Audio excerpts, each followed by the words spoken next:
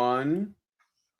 Coming to you live from deep within a very snowy radioactive wasteland. We are the survivors of the alt-right Kekpocalypse, the few, the brave, the bitchy, once more wading into battle against the froggy lobster screeching feminist hordes with Rantzerker number 229. It's not about gender, it's just about men part 2, or alternatively, what was the one that I gave you, the title? My sincere advice to straight young men as a feminist.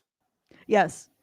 So it's not particularly sincere since we're responding to it, but I guess the advice itself the is person sincere. who Sincerity and feminism appear to be like a Venn diagram with no overlap. Well, we can read the article and decide for ourselves. Maybe there will be sincerity. You know, so we're not doing the Incredible Salt Mine Part 2? No, we are continuing on the Incredible Salt Mine, but I figured we could also maybe look at that after article. Looking at the salt mine, we could look at an article about women like this giving advice to men and what that advice looks like, you know. Yes, because if you're brilliant enough to fail to figure out the potential consequences for putting your meltdown on the internet throughout your life, you definitely are exactly the person men should be taking advice from. Exactly. Yeah, no, it's with, I mean, meltdowns, okay, whatever, right? But it's so stupid, right? The things that they're talking about, like the reasons they're complaining, it's like, oh no, maybe Russia won't invade anyone for the next 4 years, right? Like, oh no, maybe we'll have more peace deals in the Middle East. Oh, you know. Before the Hannah and Karen train leaves the station, I do have a few things to get off the plate. If you would like to send us a message, you can do so at feedthebadger.com/justthetip. That's feedthebadger.com/justthetip. We get the full benefit of whatever funds you send, and you get the benefit of sending your comment through a system that gives you a bit more space to elaborate on your thoughts, rarefied and fascinating as they always are. And we get the full benefit of whatever funds you send. So it's a win-win-win, except for YouTube, which, well, I guess we're creating content for YouTube. So it's a win there.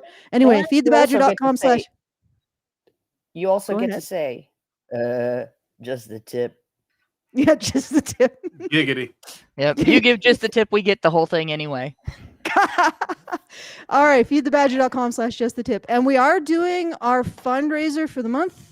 Last day now, and we have, last time I checked, $550 left to go, which, you know, usually we can get that done in an entire show. So if you're out there and you want to make sure that we can continue to do this work, we got $100. All right. Thank you to Hyper Chicken, who just actually he sent it in a bit before the show, but thank you anyway to Hyper Chicken for putting $100. So it's $450 left. Ass. Thank you. It's $450 left and a day left to go. So if you want to help us out, feedthebadger.com/support. All right. Today, we have Hannah, we have Karen, we have Brian, we have myself. I don't know what the vertical stream looks like, so I'll probably pull that up to see. If you are on the horizontal stream, please consider going over to the vertical stream and giving us a like, just to even out the specialness of the special chat and the people who end up accessing it. They tend to be a little bit more internet butthurt, and that would help us out quite a bit. So just remember to like them both if you're a longtime fan or longtime listener. And yeah. Also feel free to like be kind in the chat in the vertical. No, I mean it. Kill them with your not in the vertical chat. Not in the vertical chat. Are we being welcoming in the vertical chat? And mosh pit in the other one? No. The vertical chat is the one that's the mosh pit. The horizontal chat is the one where they're just having tea and discussing everything. You know, the vertical chat is like, it's just, it is definitely a monsters from the id sort of thing. If you are willing to engage with retards on Twitter, I mean X. Yeah. Right. You know, I mean, I was on Reddit for how but I years, still call them special, Karen. Yeah. Well, they are special.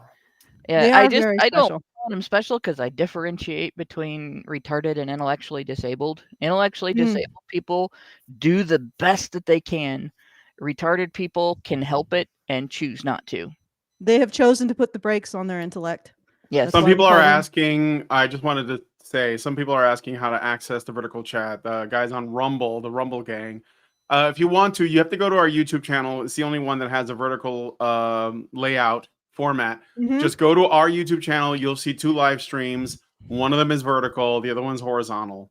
So is Mhm. the vertical chat in the restream chat list here, or No, is it? it's Okay. you have to put it in separately with a Okay. plugin for OBS. So that's the Ah, setup that that's I gonna be built. yeah. Mhm. Yeah. I mean, and it only really it's really useful if you're on camera, which is why we are doing this on camera, because that's good for the algorithm. The Mhm. vertical chat tends to get the doom scrollers that don't know who we are, don't watch Understand? our They just content, they and just they're fall just into the rabbit hole that is us. yeah, they're Yeah. the already terminally online, and they're just Mm. finding it. So Yeah. Yeah. that's why they tend to be a little bit more combative. I'll Spicy? just say disagreeable. I'll say disagreeable. More So Yeah, paprika well, in the vertical chat. there's nothing wrong with being disagreeable. I'm extremely disagreeable. exactly. That is true. Mm. No one would ever accuse you of being agreeable, Karen. Oh, Dr. Peterson did. Oh, really? Yeah, he said I was pretty agreeable and also low in conscientiousness. High in That's an interesting neuroticism. No, Mm. very low in It's neuroticism. like I think that's me, Brian. I'm oh, you high took in the neuroticism. you're saying you took the Big 5 thing, Karen? I took his Big 5 test, yeah, and I was like low in neuroticism, and I was like high in I don't know what it was, like emotional stability or whatever, right? And then but I was fairly agreeable, but he actually, because he just listed them off in one sentence, and then he like put like 8 spaces, and then he put low in conscientiousness after like an 8 space break, an 8 Mm. yeah, because he wanted to draw attention to it. You're really low in conscientiousness, Karen. Mm. Yeah, so but Yeah. So we get into the video now. We're just Yes, Okay. we can get into the video. butthurt. Let's well, we could Yeah. also guess what these women are high in. Yeah, I think we all know it's high in fatherlessness. Is that one of the stats? well, neuroticism. Yeah, definitely. Yeah, no, higher than women even in general, and women are higher in neuroticism than men are in general. Mm. Right? You have to be more neurotic than 85% of men to be as neurotic as the average woman if you're a man. And these are like the top tier first ballot Hall of Fame neurotics. They just need to learn to ignore the neuroses. Like I do that on a regular basis in order Cognitive to survive in behavioral the real therapy. world. Cognitive behavioral therapy, just like, I mean, sometimes pick and scabs, like a lot of therapy Yeah. these days just amounts to like picking the scab over and over again. Then you're like, why isn't this healing? It's because you keep picking it, right? Maybe just go do something else. Or just tell your brain Cauterize to it, shut the walk fuck away. up. Think Yeah. about something else, right? Like, Yeah. So- Okay. Your Picking brain's at like, it we is what gotta you're panic saying. over this, and you're like, no, shut the fuck up. We're getting shit done. It's over here. Leave it Yeah. alone. You can join us. All right, so I'm going to play the clip, and this is what I'm going to ask, because I do have this set up to automatically shut off the video when somebody starts talking.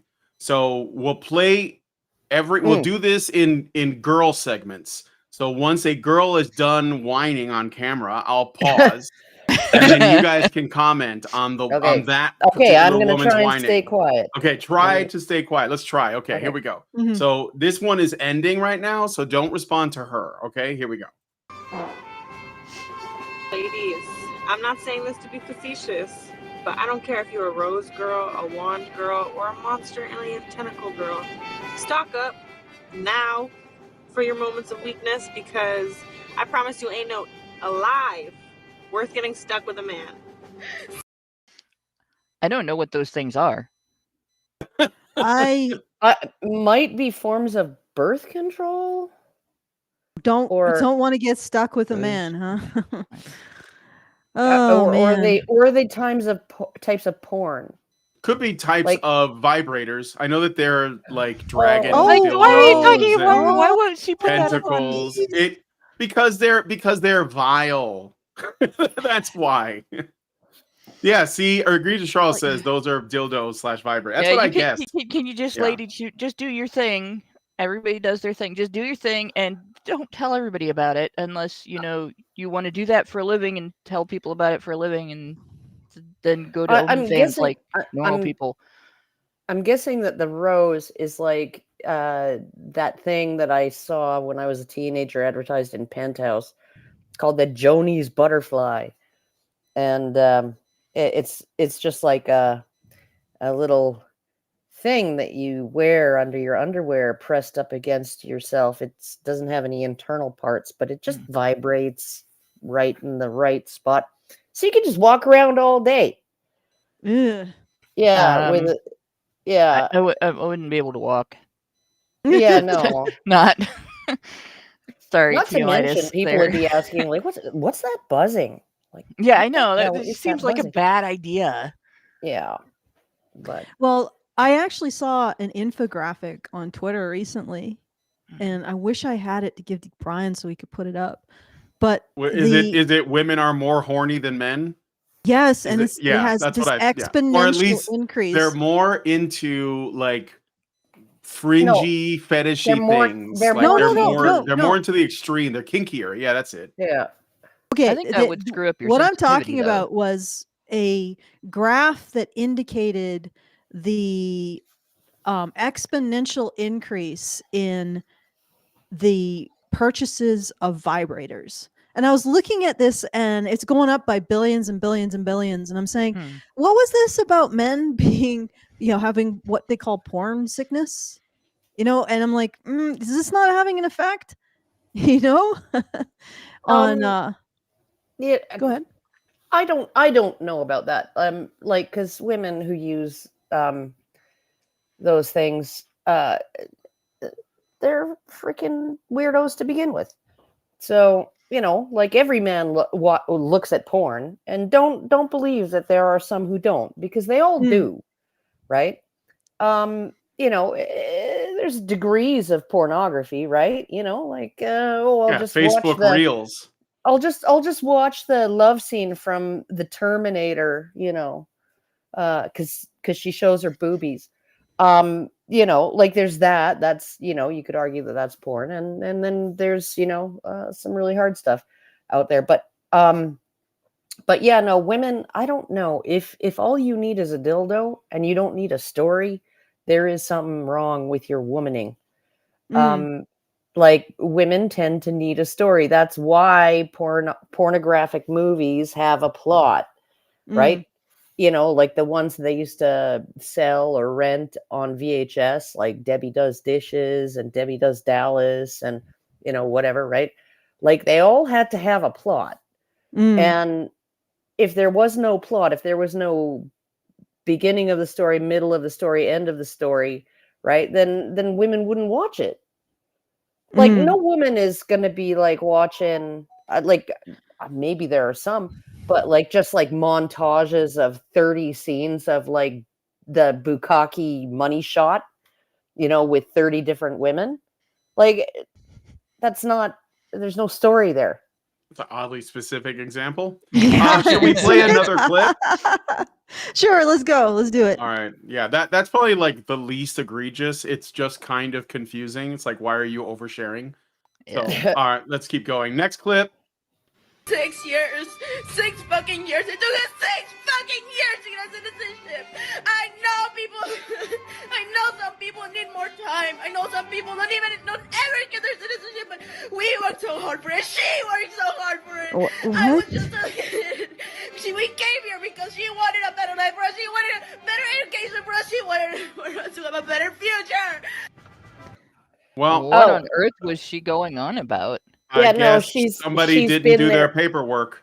Yeah, she's been there. Her family, she and her mother or whatever, have been there for in the US for 6 years and they're undocumented and Or because there is this narrative going around that even the documented are going to get oh sent yeah, no, even the away. ones who are So legally here are yeah, going to get I've heard deported people and- tell me that's going to happen to me, and I'm like, I'm from Puerto Rico. Puerto Rico's part of the United States. It's like if anything, you'd be telling my wife, Lindsay, that she'd Yeah. be in danger, which I doubt, because they No, wouldn't. it's They would look at her and they wouldn't say that she's going to get deported because she's white, even though she's technically the one with the green card and not me. well, So- no, Mm. it's not really dumb. No, I Nothing Trump don't has said think- indicates that at all. I don't think Lindsay would get off the hook for being white. I mean, like when you look at the NSA, the INS rather, Immigration Naturalization Service, and how they used to treat people who got married to foreign spouses and moved them there, and they used to like really be. There was even a movie with Gerard Depardieu and like. I was just thinking about that one, Green Card, Yeah, with Gerard Green Card. Depardieu. Yeah. Yeah, and Well, my point is not that the system is going to be easier. I mean, we know what this is. We're going through it. It's not. My point is about what what these people are told by the media and stuff, right? So I'm saying that it's the activist class, or whatever you want to call it, the wokies.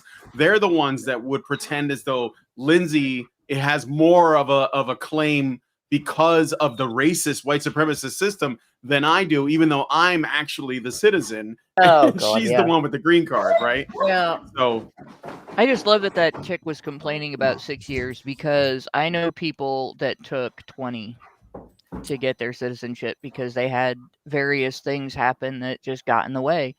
And the idea that 6 years is a big deal in comparison, just I can't help laughing at that. And it's not that I don't have sympathy. If you're going through the correct channels and you're doing it legally, then yeah, it's a struggle, and yeah, it can be very frustrating dealing with the government. Everything you have to do dealing with the government is frustrating. Yeah. But because bureaucracy, well, there's a reason that we created the description of the bureaucratic mind virus prior to the description of the woke mind virus, which I note has gone mainstream. Yeah. But yeah, I have plenty of sympathy for that. But I have no sympathy for people who have come here illegally and then are complaining because they're not getting treated the same as people who came here legally and went through all the struggles and jumped through all the hoops.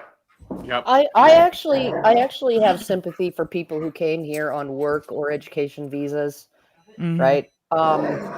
And then just didn't go home, right? Because they've already been vetted. They've been vetted to get their visas, and so they're probably not criminals. They're probably and they just it's just so nice here.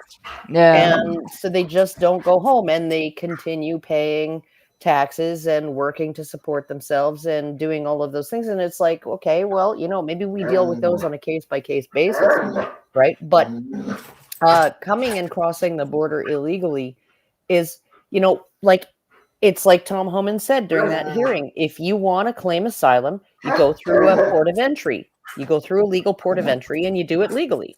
Yep. Right? That's what you do. You don't pay some fucking coyote $10,000 to smuggle you and your kid across the border.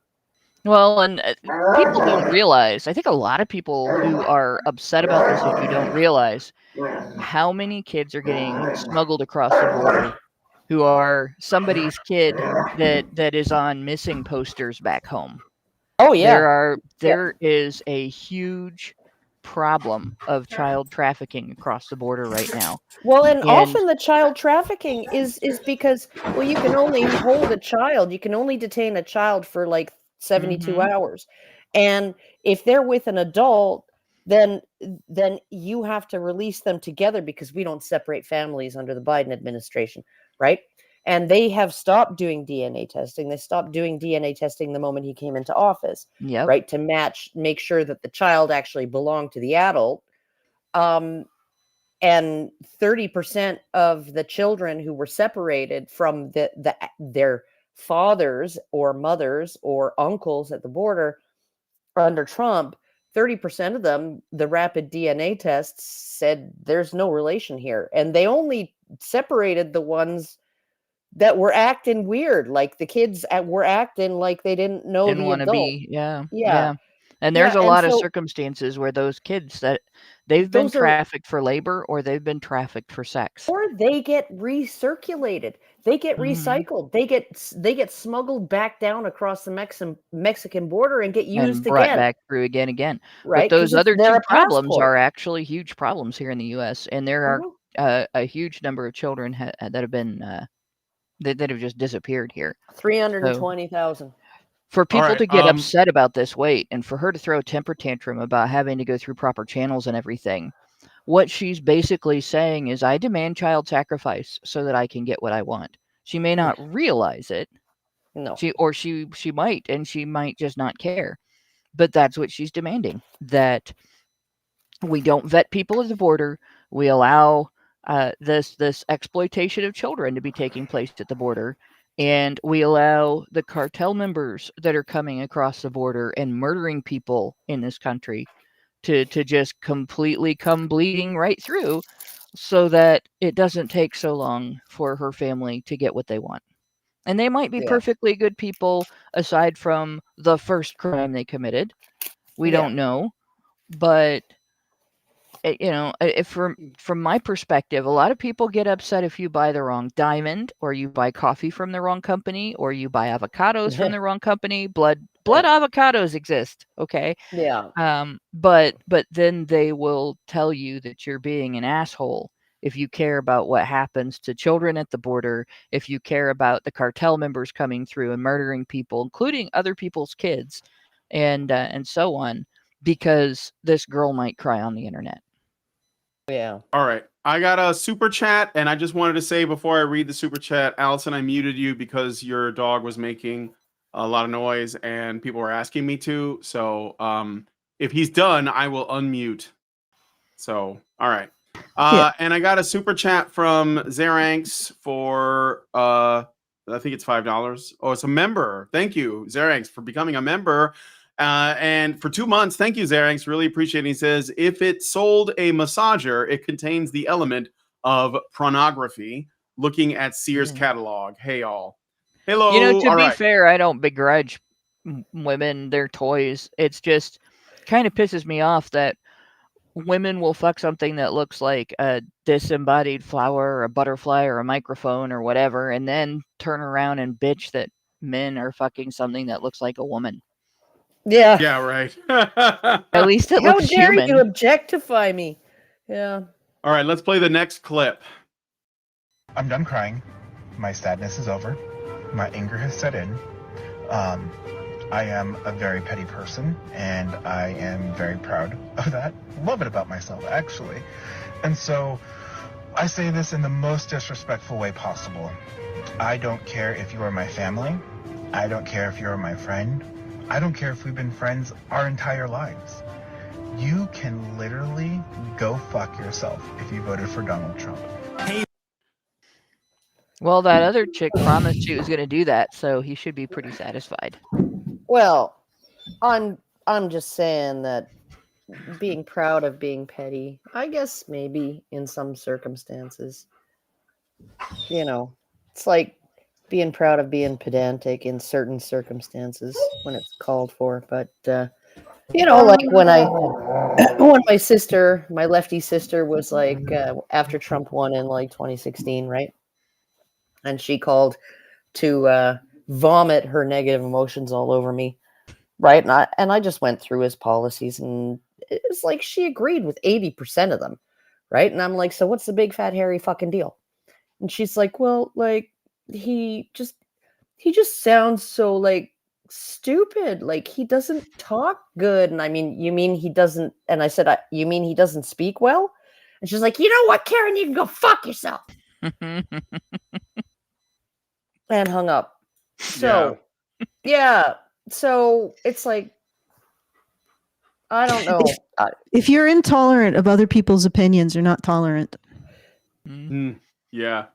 And That's how true. often are these people using the excuse of misogyny, racism, transphobia, homophobia, being a meanie to just ignore and marginalize people?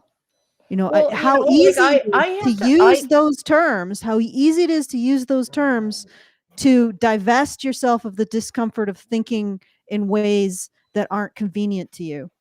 Well, it was and I'm petty. sure Karen can say it in a more simple Well, simple it way. was petty of me to point out that she wasn't talking good by correcting her grammar. Even though she was petty enough to, it's Okay, aggravating. so you know, Yeah. like that made me proud. It made me proud that she told me to go fuck myself and hung up. Right? And I all the other apologize for times the, she's ever done that, it's mostly because I've been snarky or petty.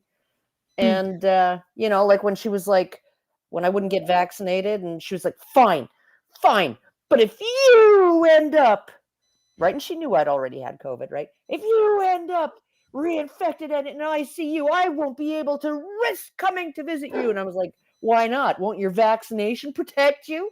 And then she told me to fuck myself and hung up. Right?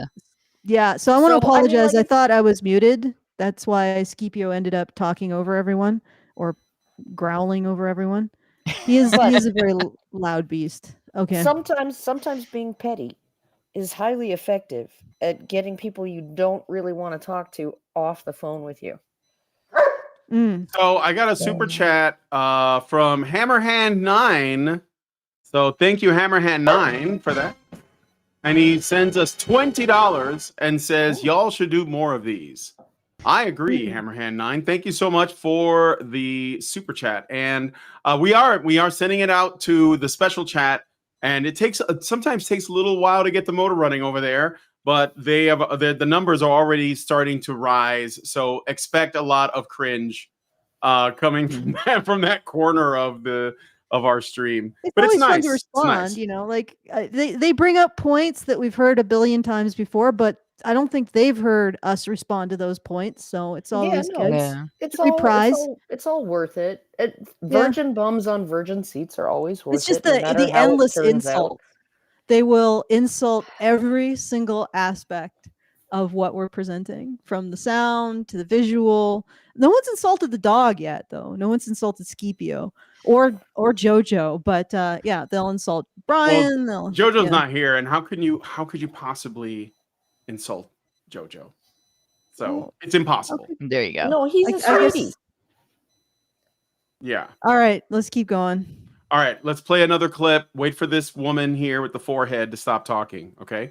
Hey, bitch, we control your body. The feel when we control your bodies. Hey, bitch, the feel when we control your bodies. Hey, bitch, we control your bodies. I'm going to get drunk today, and I'm going to act like an angry Is black that Nick fucking woman. 'cause I'm Fuentes? Yeah, that was Nick Fuentes trolling these women. He was at Your Body, My Choice. He was basically just trolling on his stream. Gay? Yeah, I mean, I think so. There's speculation. He might be a gay fed, but you know what? The thing is that like I think he can say whatever he wants, and I don't have to react to any of it.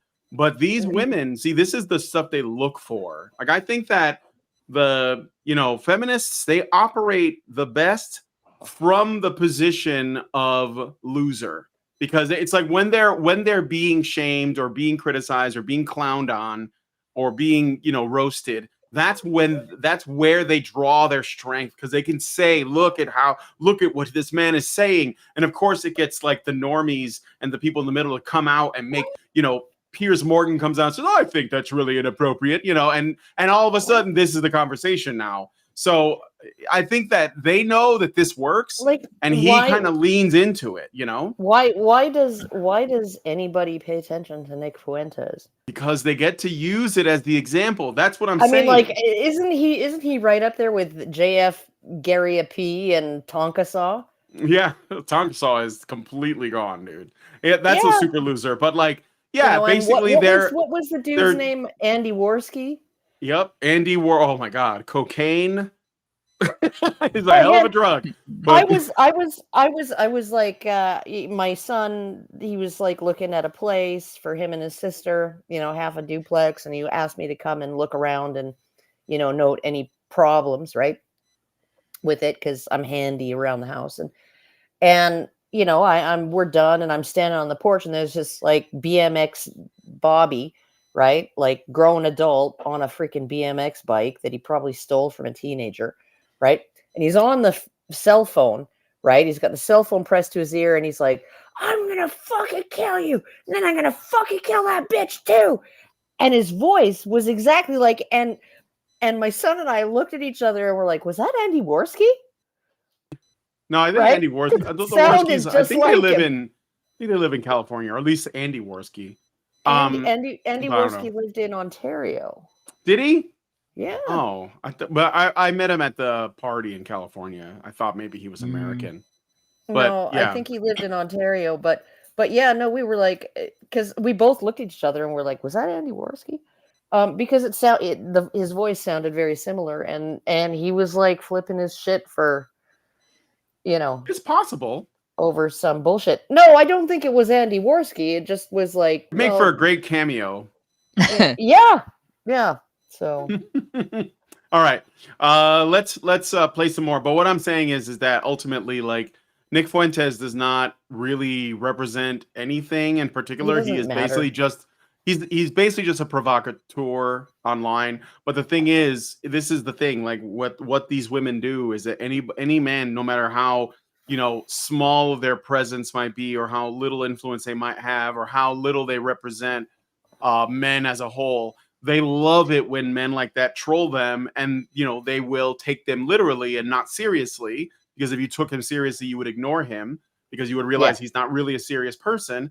And so what they do is they basically say, this is what Nick Fuentes is saying is what all men believe, and the evidence for this is not just that he's saying it, but that not enough people are responding to it and stopping him. Men aren't speaking out. Men aren't stepping up. And the truth is that the best thing men can do is ignore it, and basically tell women to please just, calm your tits. So yeah. Feminists kind of tell you in media that they influence, in entertainment media that they influence, what they would be like if they had power. And this is another way that they tell you what they would be like if they had power. Because if you look at, I can't think of the name of the show. Somebody asked me to watch it. It's on Amazon. And it's called The Power, actually. Oh, I was going to say, is it the one called it's called Power? The Power. And so I watched the first season of it, and you can just see this incrementally increasing behavior of using it. It's for people who haven't watched it. The premise is ridiculous. It's this idea that our society is just so absolutely terrible to women that that they develop a mechanism, a biological mechanism for being able to zap people the way an electric eel does. And some are more powerful than others, and they develop an organ that's like up in this area. It's really kind of, and it just suddenly genetically changes and manifests, and only women have it, and men don't. But so it gives women this power that men don't have, and allows women to dominate. And as soon as they can, they start using it for increasingly petty reasons. You can't talk to me like that. You can't talk like that at all. That kind of thing. And it is pretty much the way feminists behave. Like, we will critique this kind of thing, and we'll laugh at these women, and we'll point out, hey, don't talk about your vibrator use on Twitter for everybody to, maybe not the like, best it's really idea, a dumb idea, but nobody's going to come along and say that should be illegal. No, at least not from our camp. We don't care. If you really want to do that, that's your choice. Or you should be if you really want to zapped deal for with that, the consequences. If you really want your employer to be able to find that, and that to be on their mind the next time you have to go in to talk to them about something because you can't get that out of your head, go right ahead. More power to you if you want to. But women will look at somebody like Fuentes or any other troll that says things that piss them off, and they won't just say, "God, that's stupid," or "You sound like a moron," or "I hate what you said, and you're wrong, and here's why."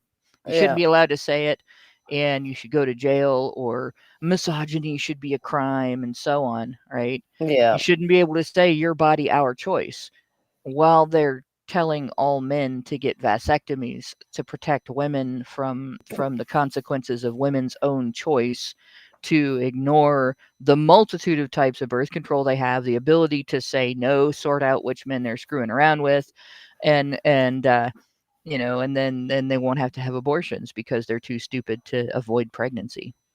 Yeah, well, and here's my my regular plug whenever this comes up, whenever the subject of vasectomy comes up.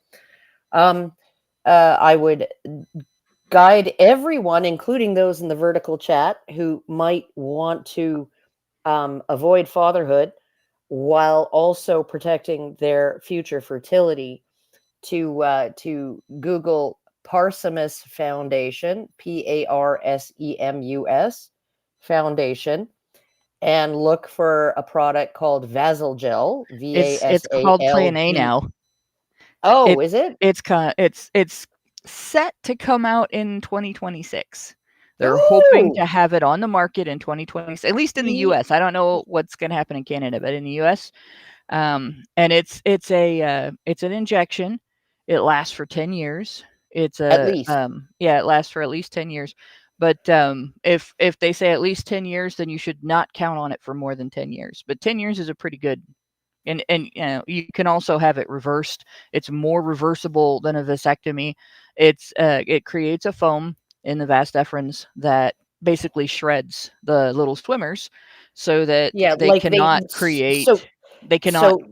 conception. It's like a cheese grater that your little swimmers get pushed through, right? And then they get shredded. They come out the other side. They're all dead and in pieces, dismembered, right? So you're completely infertile. But what it doesn't do is one of the problems associated with the vasectomy is epididymitis, which is the sperm tubule, right? Gets backed up with, because you still produce sperm, but they can't escape your body, right? And so they get backed up and backed up and backed up, and then you get they can't be reabsorbed fast enough, and so you end up with like swelling and pain in your testes and all of this other stuff. And also reversibility for vasectomy is only 50% success rate at fathering a child, whereas Plan A, if you do it 10 years 10 years after you had your vasectomy done, you only have a 50% success rate, and that goes down year by year by year by year, right? So by the time it's been 20 years since you got your vasectomy, right, you basically have no chance of ever becoming a father, right? So, but this is completely freaking reversible, and you know how they reverse it? They inject you with baking soda solution. They inject the site where the plug is, right? The polymer foam plug is. They inject it with a baking soda solution, completely non-toxic, right? And then it just dissolves over time, and within a few months your sperm count's back to normal. Yep. Right? Wow. And it's just two injections. No cutting, no absolutely clamping, great no protection nothing. against being sperm jacked. You know, Oh, it's yeah. kind of hard to sperm jack if the sperm have all been shredded. And you know also in India, when they started doing this, they said the cost per procedure, per sterilization basically, was $10. Right? So you could be covered for 10 years in India for $10. Now, surely that's going to be more here. It's right? probably going going to be more here. Yeah, like maybe it's going to be $1,500, but it's certainly not going to be as, like it's certainly going to be on par with vasectomy. The car they So- sold in India for $2,000 that was like this miracle. Oh, look at the cheap car. They sold it here for like $8,000. Yeah. So So I mean, there's a lot of regulations that are in the United States that aren't in India, and then there's the well, whole and FDA patent thing. protection, and Right, you right. look at all of those things, right? So So it it's makes going to stuff more be expensive, but it's not going to be a $10 thing for you if it's a you lot get it cheaper done than in the 18 United years of States in child support. 2026. But it's definitely going to be cheaper than child support, and also it's just an injection. It's Yeah. just a painless injection. It's not cutting open your scrotum and pulling your vas deferens out and snipping it and cauterizing it and then sticking it back in, Yep. right? And then like days and days of like soreness and not exerting yourself, right? So And All it's, right. it's the power to wanna basically play say fuck yeah, you let's to play sperm some more, jacking. right? Let's play some more of the clip. Just another strike that, by the way, add that to the list of the many things that baking soda appears to be good for. All right, and Yes. no one uses it even though it's in the house. Let's Well, play another clip. that's the reversal. The actual substance is not baking soda. Yeah, it's still It's a polymer. But yeah, it's it's a the polymer. baking soda is still useful in this. It's a instance, good but- cleaner inside and yeah, out. right, exactly. Okay. Hey, bitch, we control your bodies. I'm going to get drunk today, and I'm gonna act like an angry black fucking woman, cause I'm fucking angry! I'm mad! I'm upset! I'm angry as fuck, bro! I'm angry, I'm hurt, my feelings are fucking hurt! We always finish last! We always come fucking last to everybody! Even our own fucking men! What are you Oh. talking about? Certainly after men. You come after Don't black men. women actually earn more degrees and make more money than black men? Well, they don't. Well, they get. I don't they're think the, they earn more they money, are but the. Yeah, they are the highest educated, the best educated Yeah. demographic. But that doesn't mean they're making more money. Well, they Hmm. do get more money, whether they earn it or not. So yeah, all, well, all 'cause there women are some generally that get there more are money. some that earn quite a bit more money, and then there are some Yeah. that get quite a bit more money without earning it. yeah. So Okay. Yeah, no, I mean, like child support it doesn't count as income. It doesn't count as income on when you receive child support. It doesn't count as income on your income tax, right? Yeah. So the child support payer pays on his gross income. He pays income tax on his gross income before he's not allowed to deduct child support off of that, right? And when you receive child support, that is not considered income. That's just free money. That actually, has the U.S. already been government used to taxed. double dip in that. So when you were paying child support, you had to count that as money that you still had and pay tax on it. But then when she received the child support, she also had to count had to that pay as tax income. on it. And Yeah. then the state in Ohio, at least, and a lot of the other states did this too, especially after welfare reform. But the state made you pay through the state, and you had to pay a fee for that. And that was taken out of the child support. So they basically made the child pay taxes twice and Yep. pay the state to confiscate money from dad and give a little bit less of it to mom. Yeah, and also, but That's the totally not a state, scam, though. but the state also under Title 4D receives a dollar for dollar kickback from the Mhm. federal government, right? Mhm. Every dollar of child support that they extract through their state agencies from a payer. That's why the Um, federal government designed their tax system to double dip in that. Yeah, the So federal they're government gives them a dollar of federal funding. Yeah, and so it's and like that's why the it's states just a went pay through the massive state. money laundering freaking Oh yeah, scheme. yeah. It's It yeah. costs more to collect all of that now than it did than they're actually collecting. Yeah. The state would be better off to just write women checks. Although the state would be much better off to just give custody to men, since they seem to be better at supporting their children in the home than women are. Yeah. Yeah. They're All more right, I got likely to another- be employed. Yeah. I got another super chat from Hammerhand9. Again, thank you, Hammerhand, for the $20. You are fined 1 credit for a violation of the verbal morality statute. And he says, I am shocked that Plan A was actually approved for use. All right. Yeah. Well, it's one of those things that feminists are hypocritical on, because they will admonish men to get vasectomies. They will admonish men to wear condoms. They will yell and scream that birth control is a man's responsibility, not a woman's responsibility.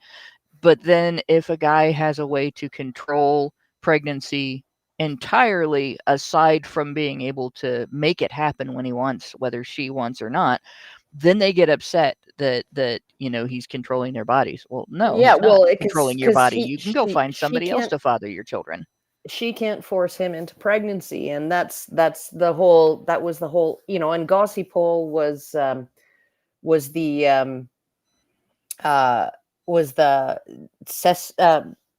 was it sesame cakes or something like that? It was like some kind of, or no, cottonseed cakes, Cottonseed. right? That they were feeding bulls, and they noticed that these bulls just kept on mating with the same females over and over again. So it didn't cause their libido to decrease. It didn't affect their libido, but it did affect their fertility because the females kept on being in heat, right?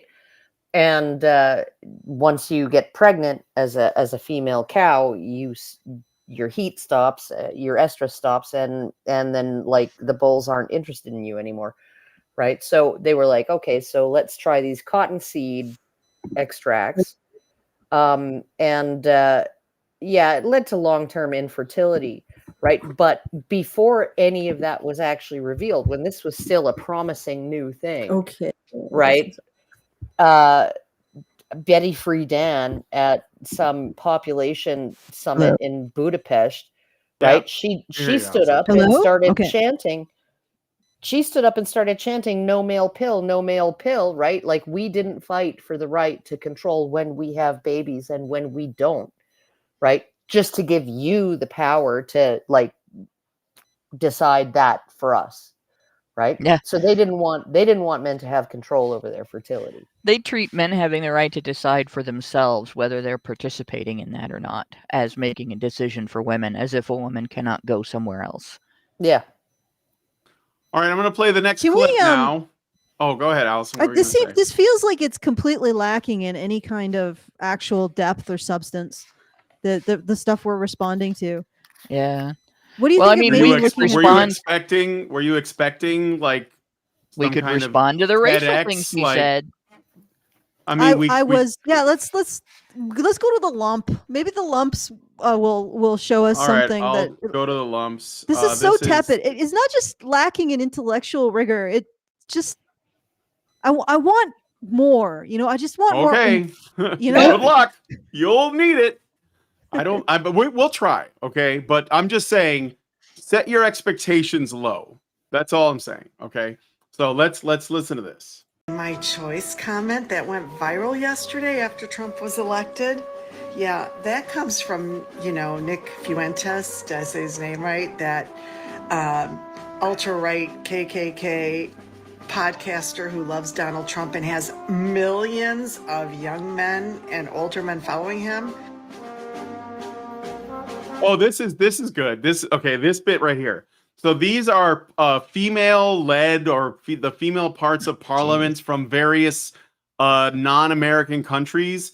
I'll have to read what it says because they don't talk. So it says, "Dear sisters, you are not alone." And here's a bunch of salty-looking women with their arms crossed. Yeah, they look so tough. Yeah.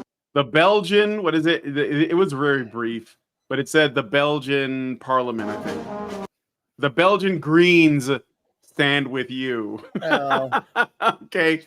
Here's and I think they do a few of these. I don't know if it's in one video. This isn't the Belgian parliament. It's just basically a party Yeah. that probably doesn't even have a seat in the Belgian parliament. Well, and Green if parties they did, are often if- notoriously not popular. yeah, no, Yeah. if they did, they'd be like, "Farmers, you all should die. Mm. Why can't I find kale?" Yeah, exactly. Okay. All right, All right. let's finish it. We'll finish the hump, I guess.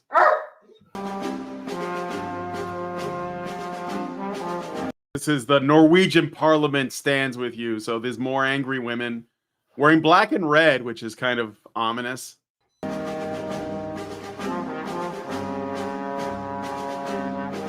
All right, this one is American sisters. You are not Finnish. alone. The Finnish Parliament stands with Oh you. God. Europe isn't real. Those countries don't exist.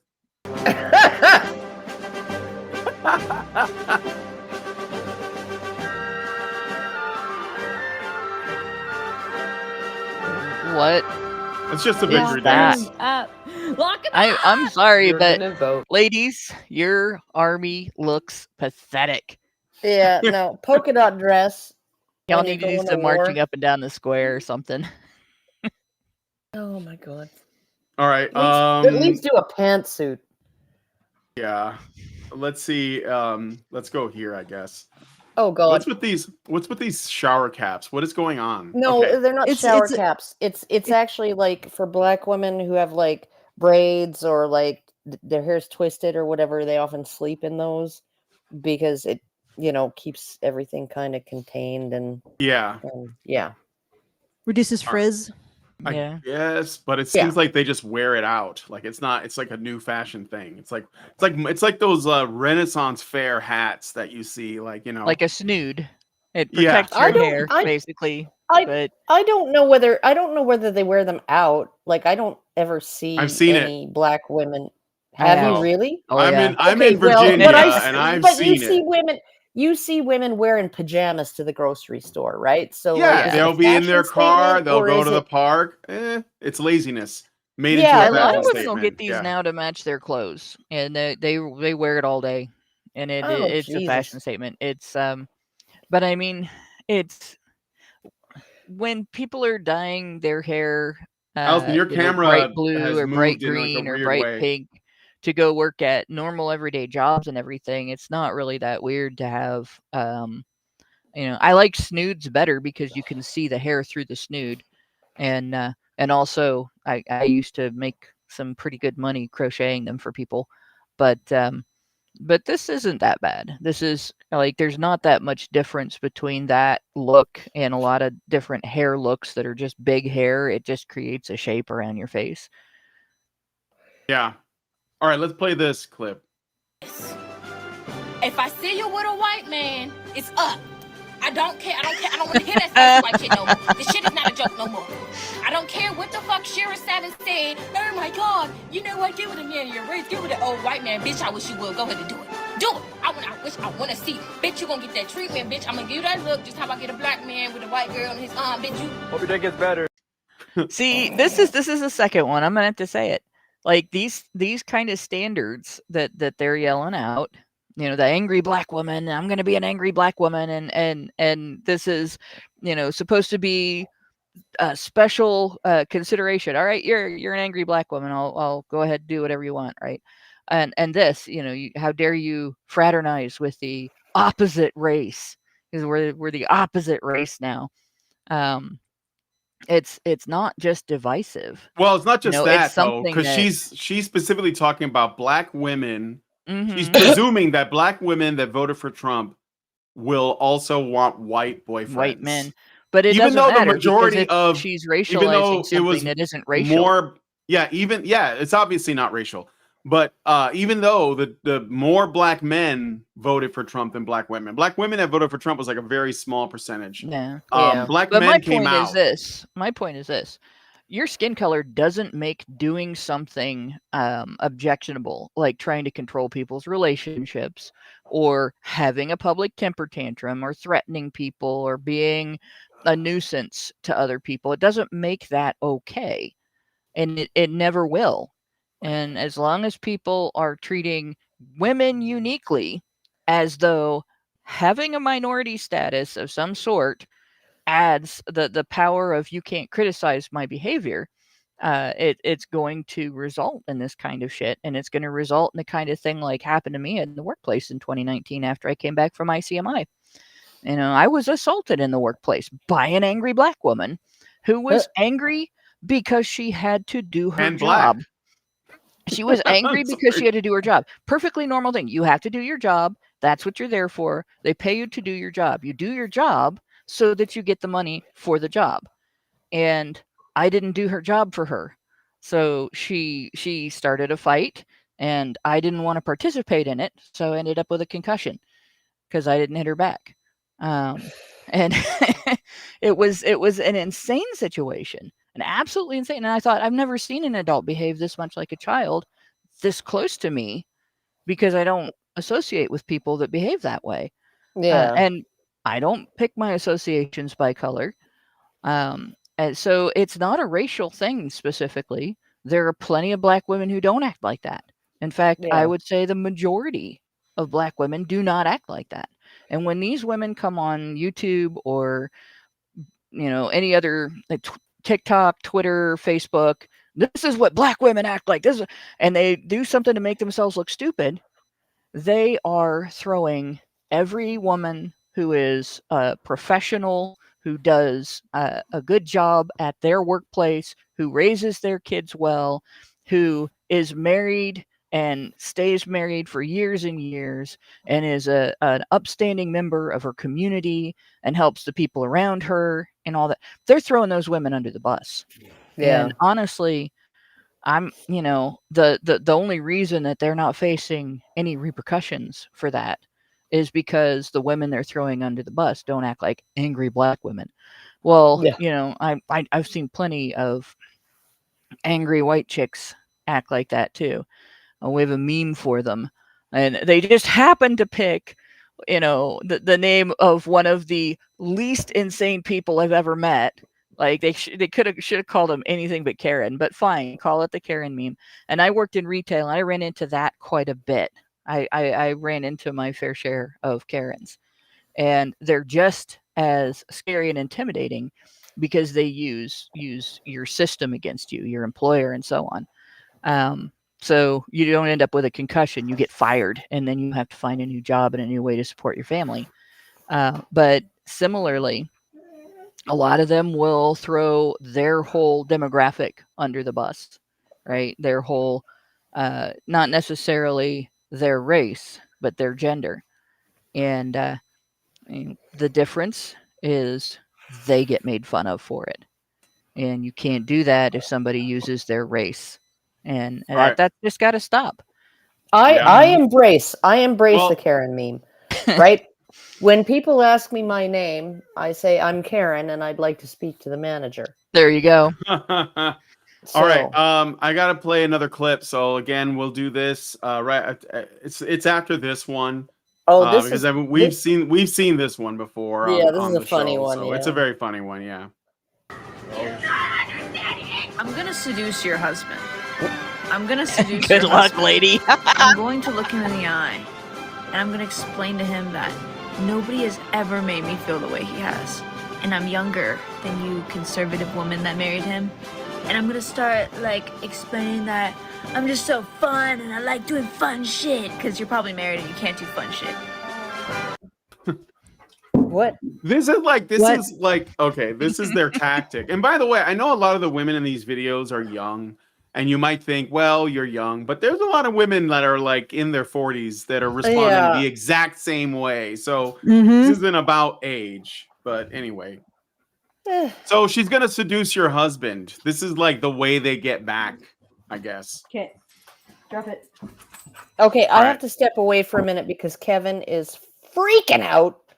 So I'm gonna mute. All right, go ahead. I'll play the another dogs- clip. No. I've got something to say about this one. So All right, you go guys ahead. can step away all you want, because I've been sort of watching on social media over the last 10 years a great turnover and increasing number of guys, not just our age, not just Gen Xers, right?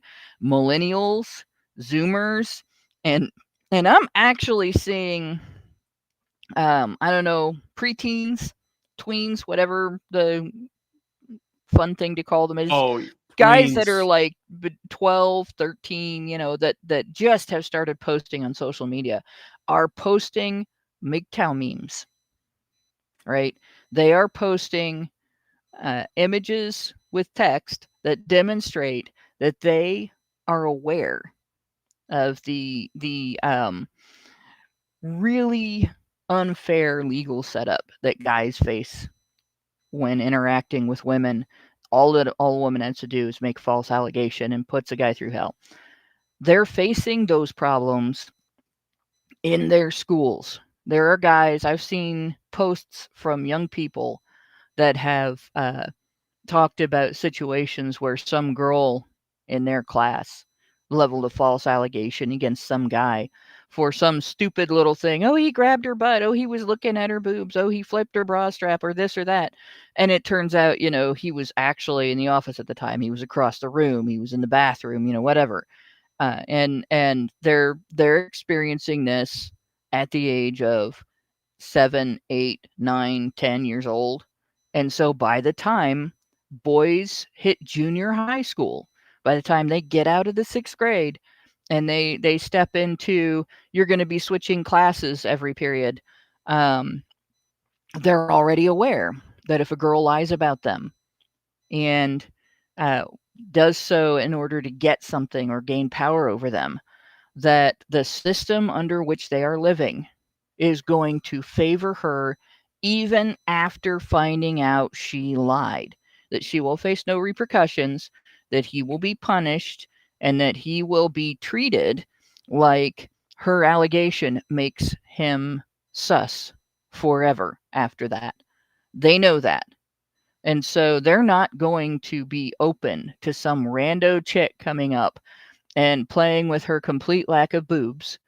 And, and I can say that because when I was her age, I was just as flat-chested as she was. Well, it's I could run without a bra. It's possible that she's actually a trans man in progress. She could be, but she's trying to rock this kind of masculine presenting thing. Yeah, obviously she still looks like a girl, but I think she could be. That could have been me at that age. I was that skinny. I had no boobs. I was. Were you that insane?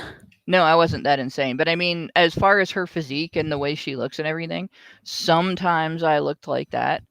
More often, you would have seen me wearing ribbons and bows because that's what my mom wanted, and I tried to be as feminine as I could because that's what she wanted to see. But and it was fun as long as mom was there to enjoy it. But in any case, the guys aren't going to be tricked by as easily by somebody coming along being like, oh yeah, I'm a lot of fun. You can come and play with me, and they know. You guys, whatever scam y'all had going, you fucked it up.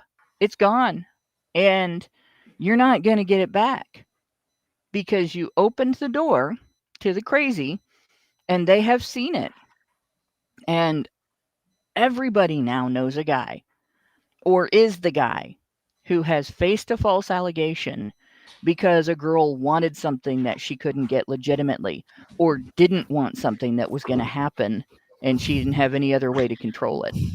And there are women who have faced a false allegation for that same reason.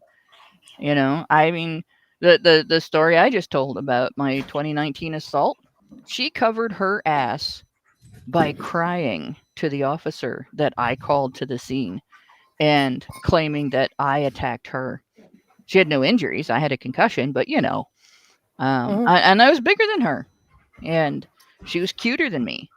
So we both got charged, and then I had to fight that, and then we both got our charges dropped. So she got away with it. So it worked. It was effective. She was able to leverage a false allegation to get out of being charged for assault. And, I don't have a record because the judge thought that was ridiculous, but that's the situation. And that's girls are getting away with stuff like that. So it's to the point now where it's happening to women. It's happening to other women. Guys aren't fooled by you guys anymore. They know. All right. I got another super chat. Nibuz Lives gave us $5 Canadian and says, Serathis said, I don't like her flatitude. Talking about the girl. All right. I disavow. Not cool. And somebody said that she could be a tomboy, but I'm sorry, guys. Like, tomboys don't really exist. They all basically get pushed into transitioning. That's what's happening now. So she's probably like a political lesbian that's considering transition. I wouldn't be surprised if that was true. It's sad. I like tomboys, but it is true. So anyway, let's play this next clip. 24 hours. Let's be honest, it was a terrible night last night. It was a terrible night for women, for children, for the hundreds of thousands of hardworking immigrants who make this country go, for NATO, for the truth and democracy and decency. For NATO? And it was a terrible night for everyone who voted against them. I don't care if it's a terrible night for NATO. I'm not happy with I like NATO. how It's a the terrible first night for the arms dealers. Can For we the have it here? organization that's going to cause Yeah. World War III. Yeah, oh, those Yeah, poor no, guys. like F's in the chat for the arms won't dealers. someone think of NATO? yeah, won't someone think of the giant military alliances So- that Industrial lead to complex. global conflicts? You since guys are Trump's ripping them a new one, can we call them Torn NATO now? Oh, God. But seriously, everybody, F's in the chat for the weapons For dealers. NATO. They really Yeah, lost. F's in the chat for NATO. RIP NATO. It's over Yeah. for military industrial complex cells. Yeah, How about some no. FUs in the chat for NATO? Like, do any of these people realize how close NATO was to breaking? Right? Like in I think it was in it was 2018, 2019, right? You remember the Trump's abandoning the Kurds. You remember that? Everybody's hair was on fire. You know why? Right? It's because Turkey was forced by the European Union, by Angela Merkel, basically, to take in a whole bunch of Syrian refugees. And Angela Merkel promised them like billions of dollars to feed and house them, right? And then the money was never forthcoming. So you had Turkey wanting to repatriate after like ISIS was taken care of, like Trump, got rid of ISIS and, everything was settled down. And he carved out a little patch of land along the Syrian-Turkey border for the Kurds. And everything was settled down. And Turkey was like, fuck these guys. They're setting off bombs in Istanbul. Okay. Like these refugees are not refugees. They're like troublemakers, right? So we're going to repatriate them. We're going to build a bunch of like freaking temporary housing in this area, this 100-mile stretch, right, of the on the other side of the Turkey-Syrian border, and we're going to like yeet all these fuckers out of here, right? Because fuck them and fuck Angela Merkel, right, who never gave us a fucking dime, right? Except the Kurds were there. And the Kurds refused to move. And Trump had been lied to by his fucking generals and by his chair of the Joint Chiefs of Staff, Mark Milley, about, oh yeah, no, we don't have any more troops in Syria. We don't have troops in Syria. No. We've pulled all the troops out of... Yeah, no. There were 4,000 troops in that zone when the Turkish tanks came in to get rid of the Kurds, right? The Kurds are not a country. They're a people, right? They're not an ally. They helped us. They're friends. They're not a military ally. Turkey is a member of NATO. And Turkey was rolling in with tanks to drive these Kurds out so they could repatriate all of these Syrian refugees, right? And Trump's like, what the fuck do you mean we have 4,000 troops stationed in that zone? Like, what the fuck? You told me there were no troops in Syria, right? Oh, yeah, well, I didn't want to let you know because, we wanted to keep them there for strategic purposes. And he's like, okay, what happens if Turkish missiles kill U.S. forces? Does Article 5 get triggered? Do we go to war do all NATO countries go to war against a NATO member now? Like, what the fuck are you doing? Right? So he pulled all the U.S. troops out of there to avoid breaking NATO, right? And this is the fucking thanks he gets. Ooh, he's abandoning the Kurds. Yeah, no, he didn't abandon the Kurds. He sent Pompeo and Pence down to like Turkey to like negotiate a ceasefire and a deal and a repatriation plan and all of that. And he carved out another patch of land for the Kurds and everything was fine and no U.S. troops died and NATO didn't break. But these fucking retards, these retards like Jimmy Kim, it was a really bad night for NATO. Yeah, no, I don't think NATO should exist. I agree. They really, Well, I think If it's NATO based, didn't like, exist, we wouldn't be on the verge of World War III. they're really sort of showing their hand, though. It's a bad day for big pharma, NATO, the World Bank organization. You know, it's a bad day for Lockheed BlackRock. Martin. It's a bad day for Goldman Sachs. It's a really bad day for George Soros. And I love this bad dude. Day. The billionaires are crying. I love this dude Yeah. standing up on his stage talking about what a bad day it is for women. He doesn't mean women. He means feminists.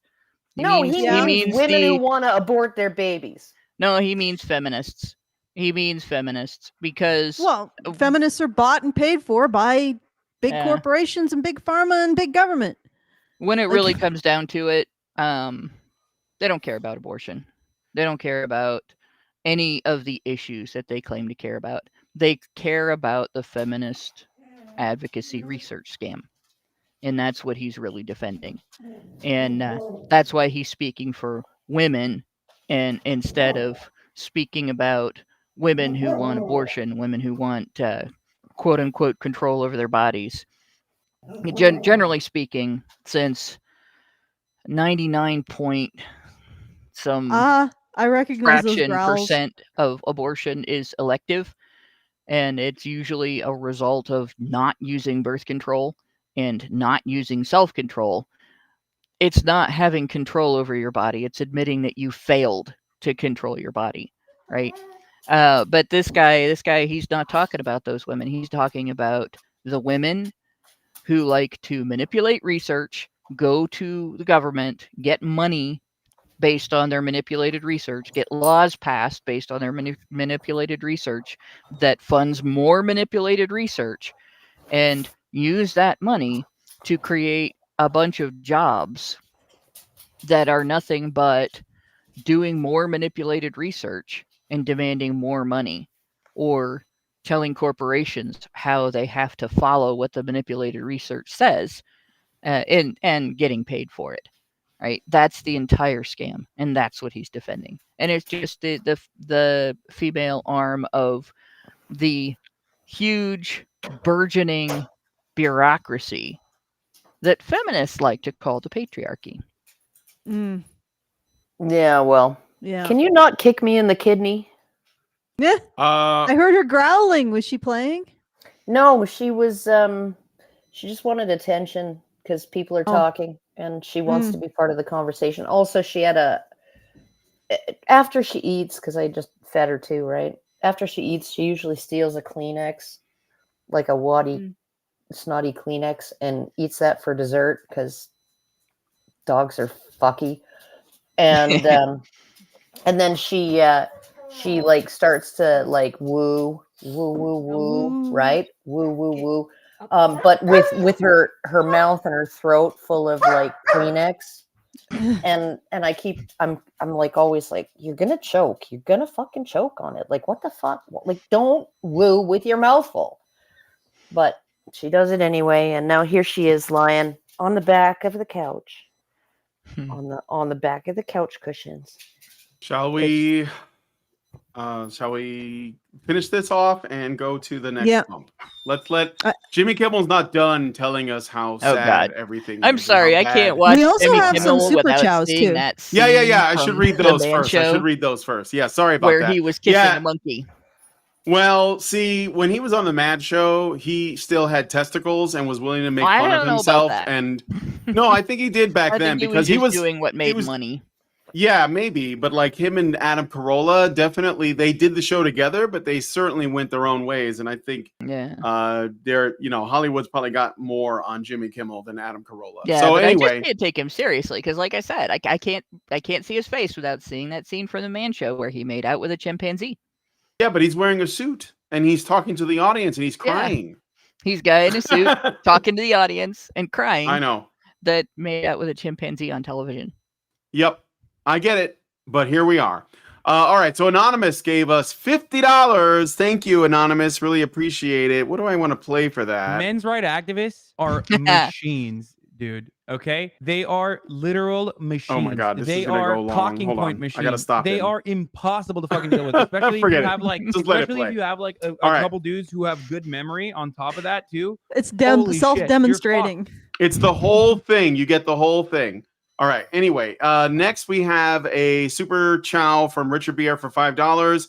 Thank you, Richard. And he says, "Oh, for the halcyon days of when lobotomies were a solution." All right. Thank you for that. I think you forgot to read the anonymous super chow. I did. Oh, Well, Rantzerker it's- best normie bait. Oh, Rantzerker best normie bait. Yeah. Yeah. I thought I read that. Yeah. All right. Okay. So thank you for that. lobotomies. and All the boxes certainly have it been is. checked. Lobotomies Yes. are overrated. I'd rather have a bottle in front of me than have to have a frontal lobotomy. Oh. Okay, Don't make me yeah, sing the song. Yeah, Oh, no, God. No. Hannah, Mute. Hannah, Um, very bad. Okay, so I just want to remind everybody watching, if you want to send us a message, please do so at feedthebadger.com/justthetip. It's the very best way to send us your messages and also give us a tip. And if you want to support the show, feedthebadger.com/support. We're still at $450 for the month with a day left. So please consider helping us out with that so we can continue to bring you this content, which is, I think, very unique content. All right, let us play the rest of this and then move on to the next thing. Well, it was a bad night for everyone who voted for him, too. You just don't realize it yet.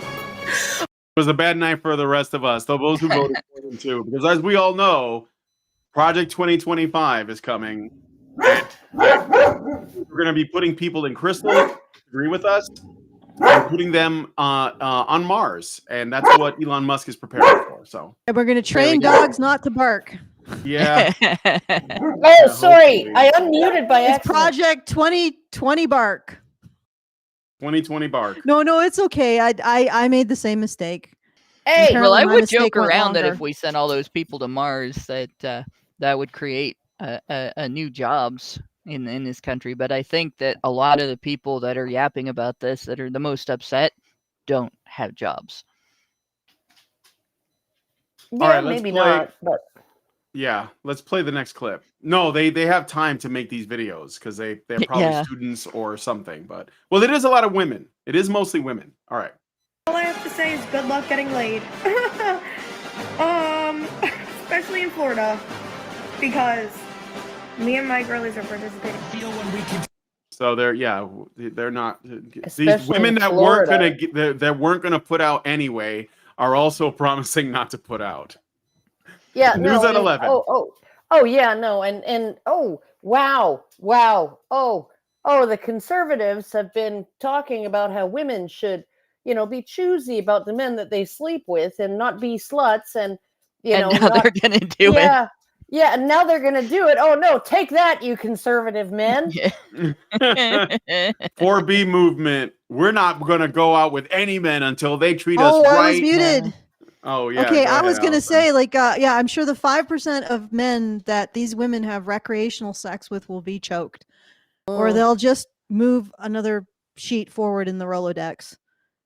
They'll have someone in the wings and bump them up instead. Yeah, that's the problem with not having relationships with the majority of men.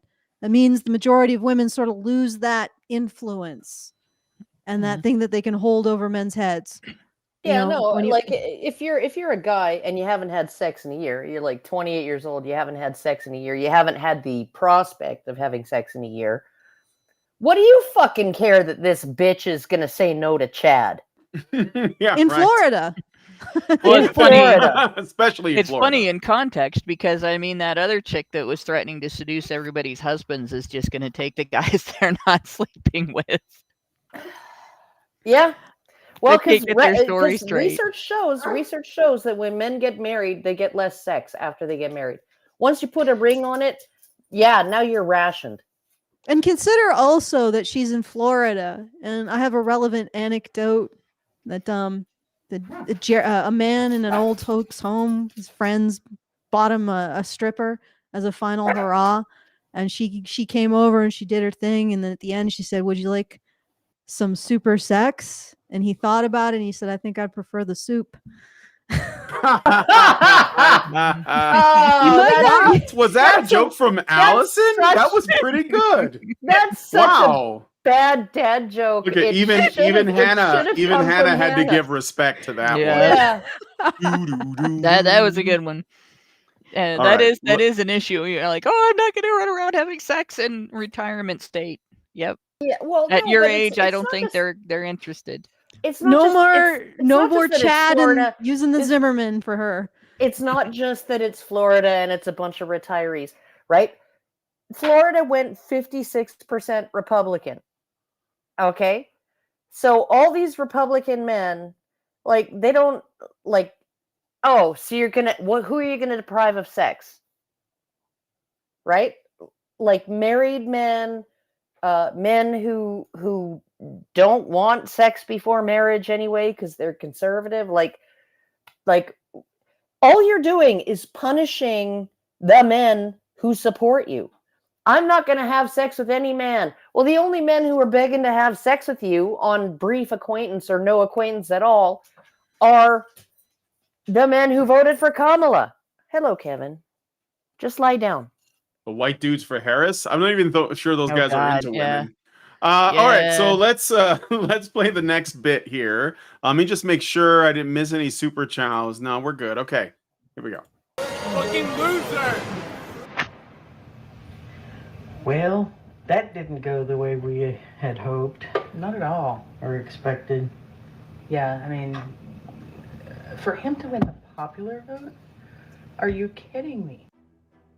Are those both women?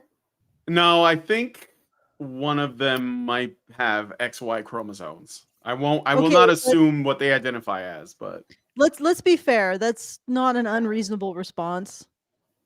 no, I actually think this is the most reasonable response you can have. Well, but from this side, but maybe what they should do is then take a step back and say, if he won the popular vote as well as the electoral college, maybe we're misinformed. Like that's all. That's where it starts. Like maybe we don't have that because this is such a shock. There must be something else, right? It's like Principal Skinner. Maybe I'm out of touch. No, it's children who are wrong. Yes, I hope you're ready for an exciting luncheon. But what I was going to point out as an example of this, of some people that are sort of like starting to figure this out, Anna Kasparian of the Young Turks. Do you know about her? Like, oh yeah, shift? no. Yeah, I've been keeping an eye on her.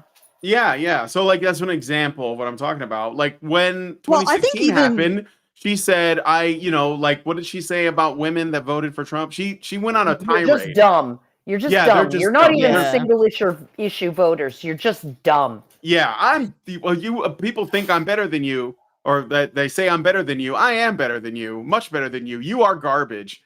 But now she's like, you know what? I don't think I think I was wrong. And I was like, wow. So congratulations.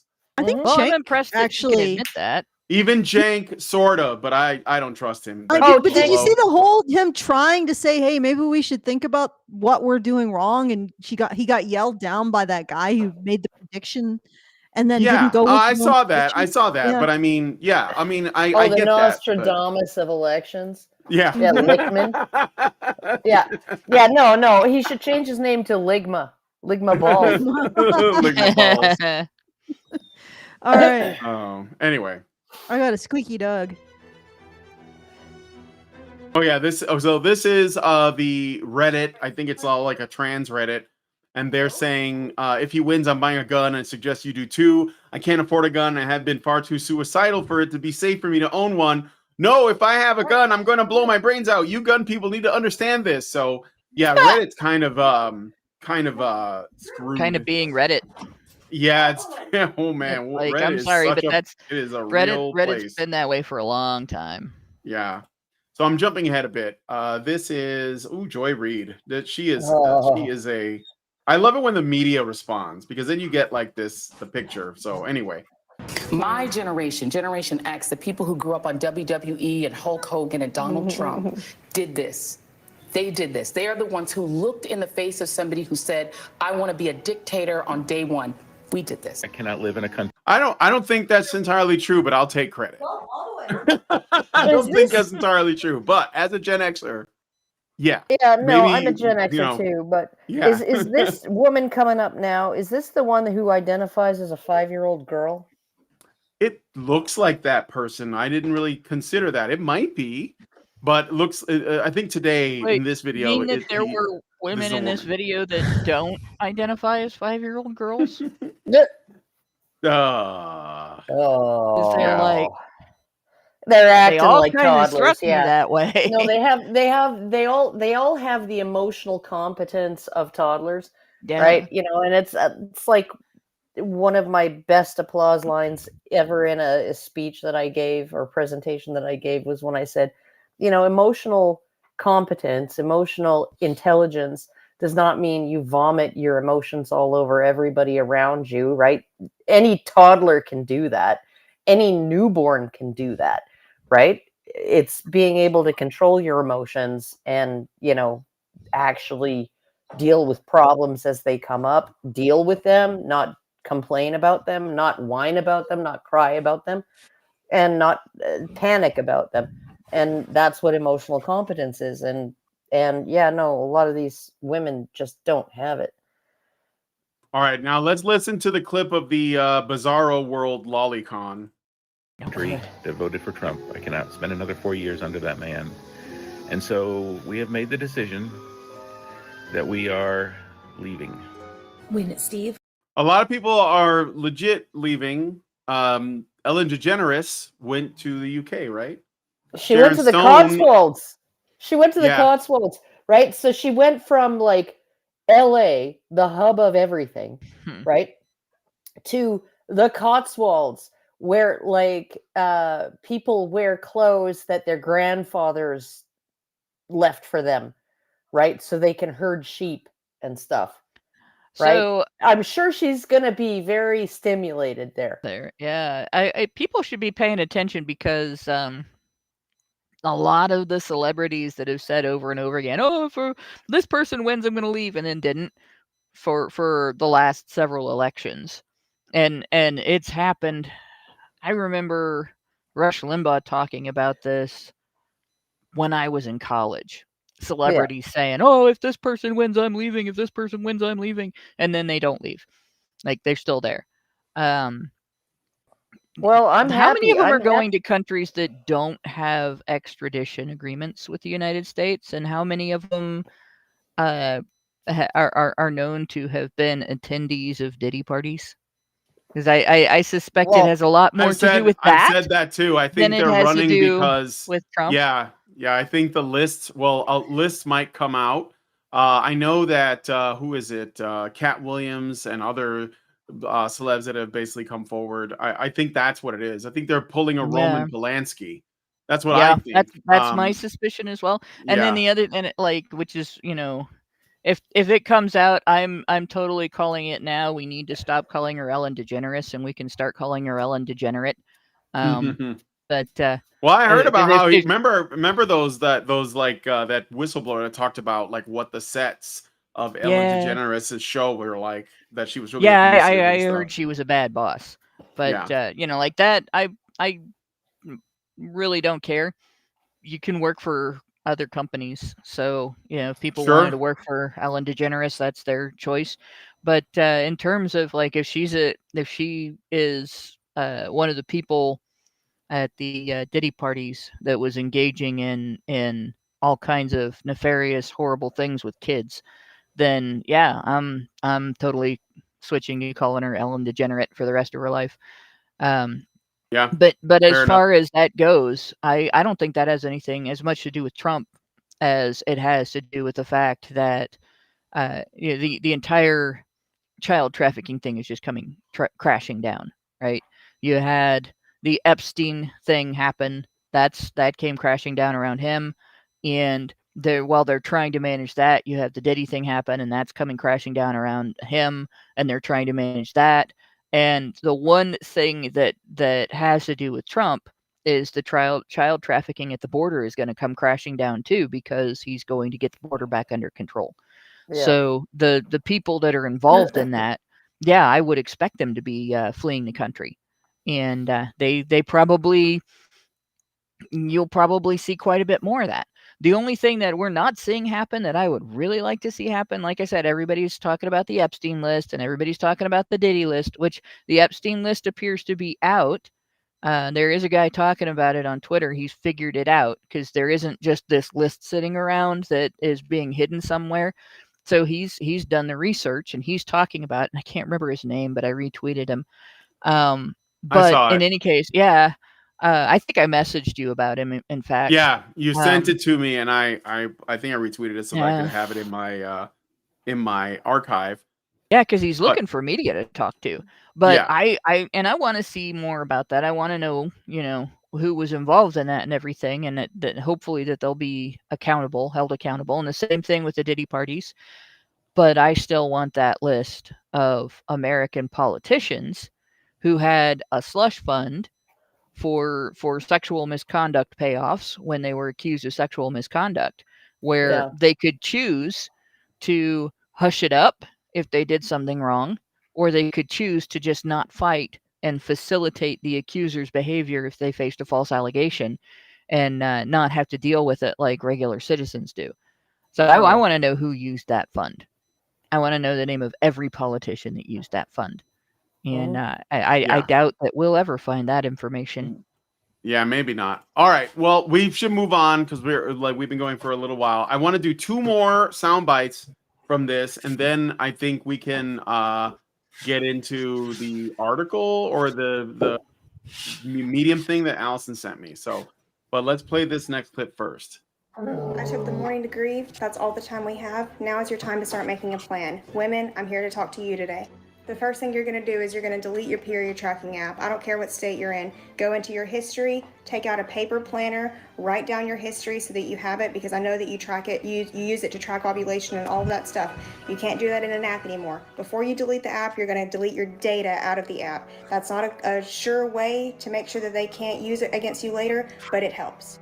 And finally, we Wait. talk a lot about Is she like this? Is she thinking that we're gonna go straight into Elon Musk is gonna track your Handmaid's vajayjay? Tale.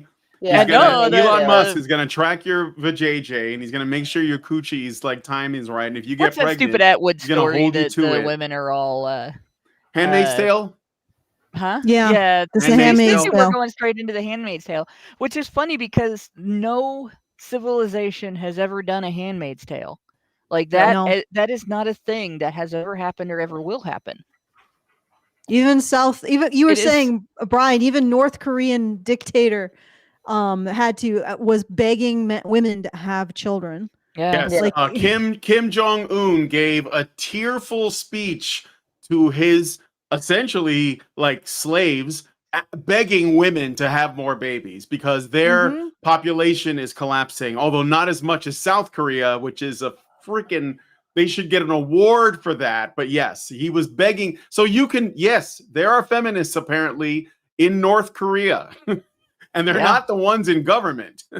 So Well, the issue is that even in a state, in a completely authoritarian state, even Hitler, right? Hitler was like, you know what? I want to give financial incentives to women to have children because that's how we make Germany strong, right? And so I'm going to give women who have children tax breaks, and we're going to basically celebrate them socially and all of that, right? Because they're doing their duty by Germany and everything else. He never forced women to be to become impregnated and have children. No, he incentivized them. There's never been a fucking baby draft, right? Right. Never, ever, ever, ever, ever, ever, ever, anywhere. Even in countries where conscription exists and it also applies to women, right? That conscription is not about babies. Like, I'm sorry, this is like it's never happened in all of human. Rome begged women to have more babies, and what did they do to men who refused to get married? They taxed them. They gave them a special bachelor tax, right? And they wouldn't allow them citizenship, full citizenship, right? That's what they did, right? Okay, if you're a man and you don't want to make babies, we're going to tax you and punish you. If you're a woman and you do choose to make babies, yeah, we're going to pay you for that. And well, they didn't pay, celebrate but you. they gave more rights progressively depending on how many you had. Yeah. Well, I mean, the United States is kind of doing something like Yes. that. Women, Yeah. women get parents get a child tax credit, and women mostly get custody if they're single moms. So you end up in a situation where you're eligible for a bunch of public assistance programs because you have custody of children. So you're basically paid, and obviously, it'd be a lot more lucrative to have a nice paying job and be married and raise your children in house, but they're still getting paid, and they're getting paid an equivalent in housing and utilities and assistance with a car and assistance with a fridge, all kinds of all the different types of assistance. To the economic equivalent is a middle class income. The problem with having the government pay women to have babies and pay couples to have babies is that the outcome is still living in a slum surrounded by criminals where your child is going to get pressured into a gang. It's not as effective at making a positive outcome lifestyle. It's not as effective as at giving the children a good start. And instead of creating a situation where the children then grow up to be good workers and good taxpayers that the government wants, the government has just paid women to create children that have a 50% higher rate of criminality, a 50% higher rate of out of wedlock birth, a 50% higher rate of lifetime government dependence. So it backfires every single time. And I don't think they'll ever figure out. I just don't think they'll ever figure out that the best way to incentivize growth of families and childbirth, child rearing, and bringing children up to be productive citizens that contribute to their communities and that are exactly the type of citizens the government wants, if they're actually wanting more tax profits, would be to incentivize marriage and to disincentivize divorce, disincentivize false allegations, disincentivize custody battles, and penalize exploitation of the welfare system. Yeah. Can I add something just occurred to me while you were talking. It seems like societies create all of these arrangements to try to entice women to have children. And then feminists look at those arrangements like having men who make enough that the woman can stay at home, stuff like that. And they say that that's patriarchy. And it's all put in place just to get women to agree to have children. And I hate to say it, but whatever we're doing in the West now isn't successful at that, which means the West is not a successful society. Yeah. As much material wealth as we have, as much leisure and entertainment, we're not a successful society until we are reproducing ourselves, and obviously women's rights, public freedom, being able to go into any job they want is not a successful strategy in encouraging them to actually reproduce, which, if you think about it, is awfully sad. Well, you can't economically socialize relationships and have any better outcome than you get when you economically socialize the economy. Like, relationships will socialize themselves, right? And it's not the same. It's socialization, not socialism. Socialism destroys everything it touches. Socialization works well in relationships, and that's just not. You can't dictate relationships. You can't federalize relationships. If you want human relationships to work, you have to get the government out of them. All it does is interfere. All right, let's play the last clip from this video. This is the view, and it's a little bit long. It's like a minute or maybe 30 seconds. Oh, so let's God. just try to like wait until this is completely over before we talk, because again, if you talk, the scene switches and the people in the vertical chat can't hear the video anymore. So, all right, playing it now. These different demographics and these assumptions of where they're going to go. Latinos in Texas, a district that's 97% Latino, went 75 percentage points for Donald Trump. Why? Misogyny. It's on the, no, That's it's on why. the border. It's the border misogyny. crisis is on their doorstep. And they were begging people to care about it for years. We Misogyny need to and take some sexism. lessons. That's what that was. The lessons are not Knock, misogyny knock. and sexism. Who's there? Oh my gosh, it's Whoopi. The feel. So God, she's an idiot. Like, are you gotta be kidding me. Here is a very obvious situation where the issue has absolutely nothing to do with gender, right? Everything that's happening at the border is happening to both sexes. It's happening to adults. It's happening to children. It's happening to people's farm animals. We won't talk about that because it'll probably get us busted right off of YouTube. But it's not about gender. It has absolutely nothing to do with gender. And honestly, if that's all that she can think about, the NPC meme, it might have some roots in psychology there. We might need to see some serious deprogramming, because if you're too stupid to respond to the information in front of you by discussing the information and not defaulting to misogyny, which, by the way, doesn't work anymore, people. You can accuse us all of misogyny all you want, but you'll notice that a hell of a lot of Trump supporters are women. And even people who are not Trump supporters didn't like Kamala because Kamala was a moron and she was unlikable on top of that, which made her worse than Biden. At least Biden had the capacity of pretending to be an endearing old grandpa. Come on, man. Yeah.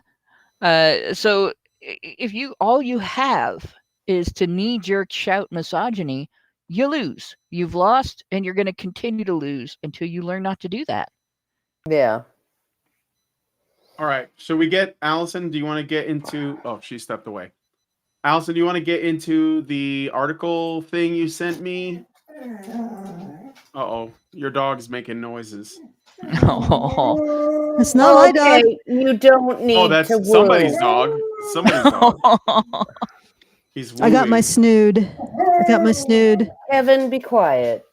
right, Yeah, so- sure. Let's look Back into up the here. article. How All long right. is it anyway? Will we get through it? It's not super long. I could read. I could break this down in the same way, like into sections, and then you guys can respond to the section after I've read it. Okay.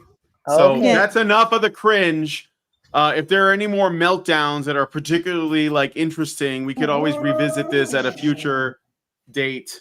But for now, let's get into this. So, okay. So let me see. I'm gonna turn off the auto switch for this because I don't need it because I'm reading something. Can I just say one thing about that? Did you notice how misogyny just became a way to shut down legitimate conversation from a different point of view? That's it. And that's all it is. It's just basically taking out a gun and saying, we're not talking about that. That's it. It's just a weapon. I mean, it was in every instance, but especially in the View clip that we looked at just now, because essentially they just wanted to say it's misogyny, and it was like, no, it's the border, right? No, it's misogyny. We're women. We know that they voted against women having the freedom to do things with their bodies, to kill their babies, basically. And we're basically saying that this is what they're trying to do. It's like the woman card. If you don't know, guys, the woman card is whatever kind of card get Uno, fucking, war, Pokemon. I don't know. No. It is like the get out of jail free card in Monopoly. Okay.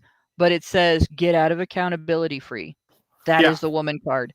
And every woman in the United States play it. that has an IQ above 5 should know enough to burn that card as soon as humanly possible. Yeah, but the reason why I'm saying it's basically because there are different cards, right? You can play the Latino card, the gay card, the trans card, the black card, but the woman card trumps all those cards. It is the strongest card. Like Yu-Gi-Oh, you fell from it's the trap card, right? It's I the don't play blue eyes Yu-Gi-Oh, white but- dragon. The trap Yeah, card. well, the reason the why trap it's the card, Jay. strongest card is because it feeds into an instinct. It was like Yeah. I was like on Twitter and I was thinking about I had this conversation and I'm at the most egregious thing about feminism is that it only works because it's a lie. Yeah. It only Yeah. makes sense because it's a lie. And when you get into that mind, when it's like you see the Matrix when you realize that. Okay, let's it took me a lot, I've been advocating for men's issues, but it took me a really long time to actually see the Matrix. And that Matrix is that the assertion that men oppress women works because it's a lie. It's listened to because it's a lie. It makes sense to people because it's a lie. All right, so let's look at this article. It's like PDF file from Freedom, which is sort of like, I think it's this woman, I looked her up, Madeline Lucy Hansen, and she normally writes blogs on Medium, so I think she's trying to like break out of that because I guess she's like the new big brain or a big brain. And this article is entitled "My Sincere Advice to Straight Young Men as a Hardcore Feminist." Sincere advice. Oh, gee. Yeah. Always this- watching you, Wachowski. No, sorry. I'm be watching you, Wazowski. Wazowski. Okay. Yeah. I think that she made a video when on one of the TikTok videos for when the Trump got elected. But anyway, when the evil orange man got elected. When it he must suck rose for you from the summoning circle. His name is Blonald Blumph. Yeah. No, it's Orange Man. It's the orange man, the evil orange man. Orange Man bad. All right. It must suck for you right now, lads. There's almost no movement advocating for you that isn't incredibly toxic, exploitative, and misogynistic, and everyone seems to be trying to sell you a course, a coin, workout, or protein powder while screaming about how hard life is going to be for you if you don't. The ugly side of cap if you don't buy their stuff. I want to frame this first. My sincere advice to straight young men from a person who only relates to them through an ideology. Not on a personal level, but through the lens of an ideology in which men occupy the villain slot. Yeah. And we know nobody's that. like, yeah, I know we know that, but the vertical chat doesn't, Brian. They'll learn eventually. Well, the issue about this is like look at the thing that she has claimed. Everyone advocating for men is trying to sell them a course, a coin, a workout, or a protein powder while screaming about how hard life is going to be if they don't buy that stuff, right? Except the men's rights movement has been around for 100 years, not trying to sell men any products or services, advocating, hey, laws need to get changed because currently the law sets men up so that they don't have due process rights if they're falsely accused, and so that the family courts are going to break up their families if their wife gets mad at them momentarily, and then she's never going to be able to go back, and he's never going to be able to take her back. Like, we don't exist, right? No, We've never existed. The whole convenient. men's rights movement is imaginary, and they want to pay attention to these things and talk about these things instead, because if they talk about us, they run out of arguments real fast. Yep. Yeah, we don't exist, guys. The only people advocating for men's issues is people that want to sell them a protein powder. Yes. Not Jack Murphy types. people that want to see 50-50 shared parenting laws be the default in uncontested divorce cases. Nope, just people that want to sell you a protein powder. Okay, let's keep going, Brian. Which you can get, by the way, at Walmart, so you don't need to buy it from anybody. Yeah. I'm okay, so I'm going to read more of the article. Let me get to one of because it's like a listicle. So there's like a number 1, number 2, this kind of thing, and then you guys can respond excellent. to these things individually. So, the ugly side of capitalism has reared its head, and the first chomping bite is coming out of you. This is the ugly side. Whoa! Not the enforced consumption of certain chemical substances via That's not capitalism. That's socialism. We're supposed to wait until Brian. Let me get. All right, I'll shut I up. could have gone on a tirade on just her using the word capitalism, but I'm not going to do that. I'm just going to read through because I know feminists always try to creep in their commie shit underneath the whole like, don't you care about women? How about socialism? So like, let's just get through the first talking point that they're putting out there. Okay, you need to lose your virginity. But you also need to be terrified of getting a girl pregnant or you're the worst person ever. I know you must feel like we hate you. I know reading men are trash stuff must be horrible when you're just trying to be a good guy and get on in life. So here's what my advice is. As a young woman who has successfully fought through school, college, and work and grown up around young men facing the same issues as you, but if you read nothing else here, as a feminist, I do not hate you. At all. Okay. Bullshit. Brian, I must speak. Okay. If you don't hate men, why are you calling out men in this article and not your fellow feminists? Especially, and the other thing is that even if you are a feminist and you float through and you're coffee shopping and you don't really look at what feminism is, explain to me. I'm going to inform you now. Explain to me why feminists go into fields like domestic violence and sexual assault and use people who have experienced those harms as a means to buttress their claims about society. So in other words, feminists go into these fields where people are experiencing social ills and they apply a framework in which these social ills are used by men to enforce patriarchy. That men use grape and beatings to enforce patriarchy on the women around them. And when feminists go into these fields, they marginalize any victims that don't fit that framework, especially male victims of women. And they essentially, how is that not hateful? And how is it that you don't have to answer for it calling yourself a feminist? Like, this is the infuriating thing. Feminists have done so much terrible stuff in the fields related to helping people with domestic violence and sexual assault, right? They've done so much to distort the statistics, to divert funds to initiatives that don't work or are actively harmful. They've even privileged feminism over reducing the number of women who are raped.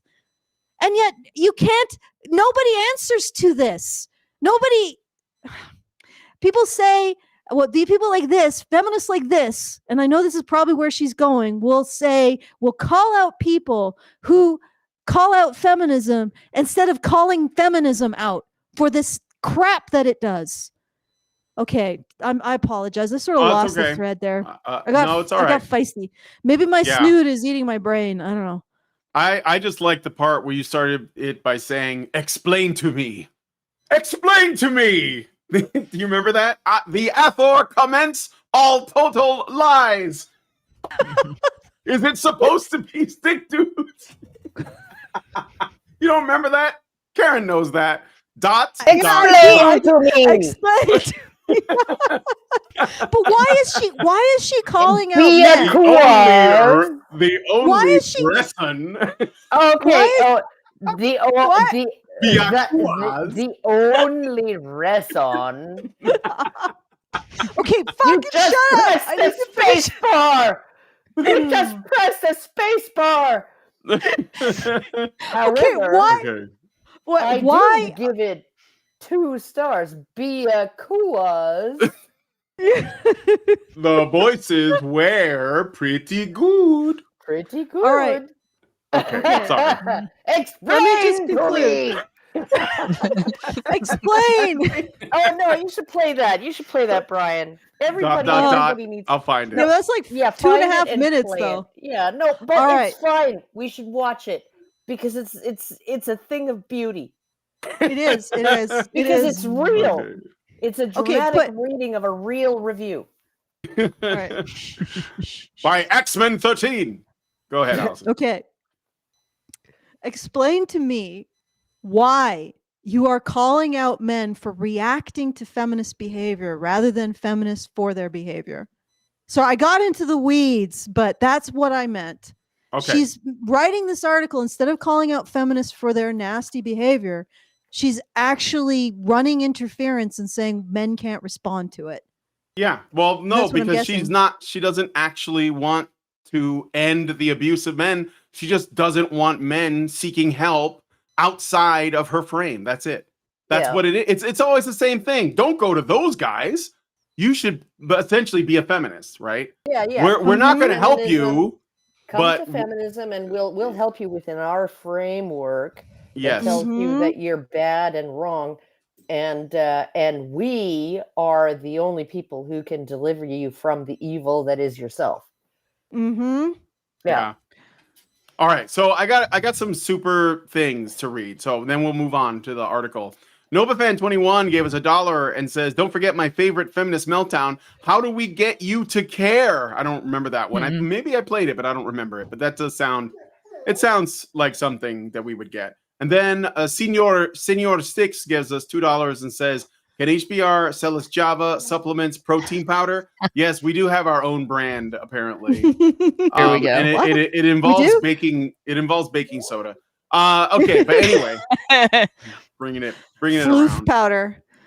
All right, let's get into the article here. So we're just gonna put it back on the screen. All right. Number 1, find yourself a real life male role model. No, not a celebrity, not a media personality, not a character, and definitely not an influencer. That's not someone you can emulate. I'm talking a real adult man in your daily life. Someone you can find. Believe me, they are some of the most miserable men on the planet. She's talking about the influencers. And I can say that as someone who knows... Like Wait, maybe a dad? Yeah, I couldn't help it. I'm sorry. I tried. Okay. They are some of the most miserable men on the planet, and I can say that as someone who knows celebrities and rich men through my work. Find a man you really think is a good person, who has healthy, long-term relationships with women, who can hold down a job and tries to lead a good and ethical life. Like Those men Dad. are gold dust. My grandpa is praised to this day, 40 years on, for being a great male role model who preached effort, respect, honesty, and relentless kindness to his sons. Was he a billionaire? No, he ran a local construction company, but he was everything good about a working class man, and many young men emulated him. Find the man you want to become, and life will be way, way easier for you. Obviously, if you are a minor, make sure your parents are aware, have checked them out, and have consented. Which parents? Are we talking Okay, about fathers? Was her grandfather a patriarchal Okay, oppressor? Was it her grandfather? Does she consider her grandfather a patriarchal oppressor? Okay, but I have to give her credit. This is good advice. Don't go to TikTok. Don't go to Instagram. Don't go to fucking YouTube to seek your male role models. Don't go to like freaking, whatever, right? You have a dad, you have a grandfather, you have someone in your life. Maybe it's your boss, right? Who gave you a chance when no one else would, right? There are men in your life, right? Maybe it's your next door neighbor, the old Greek guy who grows the noxious weeds and like makes my life miserable, right? But he's actually a good person and he's very community oriented. Okay, like maybe it's one of those. Okay, but yeah, no, this is basically just like saying, the Cinderella story doesn't come true for all women, right? When what's her name for LA Confidential, you remember what's her name? She was married to Alec Baldwin for a while, Kim Basinger. Yeah, Kim Right? Basinger. And she got the Oscar, and she's like, fairy tales do come true. No, they don't. Okay, no, they don't. Like they come through 1 out of 100 million iterations, right? They come true. And the rest of the time we're just muddling by the best we can. And yes, a man in your community, right, who is emotionally stable and financially stable and stable in his relationships and is a good person, is probably who you should be emulating, not Andrew Tate. Yeah. Yeah. Feminists have fought tooth and nail for about 70 years to kill fatherhood. Yes. Since about the 1950s, they started trying to kill fatherhood. And since the early 20th century, they've been fighting against paternal custody rights. And in fact, since the early 19th century, they've been opposing paternal custody as an issue at all. It used to be that in divorce, the default was that the father would retain custody because he was the one that had the financial means to support the children. And the financial obligation. And the financial obligation as well, yeah. If the kids went to the wife, it went to the ex-wife, the financial obligation was still on dad. with the father. Yeah. But yeah, feminists fought to change that. In fact, the Tender Years Doctrine was written by a divorced feminist. Well, she wasn't technically divorced; she was separated, and she wouldn't get divorced because you had to admit fault in order to file for a divorce. And feminists are the ones that wanted no fault divorce. And then the National Organization for Women fought against joint custody. They fought against shared parenting. They fought against equally shared parenting. And they are fighting the idea that fathers should have any access to their children at all. And their means of doing this is to write to government officials and testify to government officials portraying all men as deadbeats and abusers who are dangerous to their children.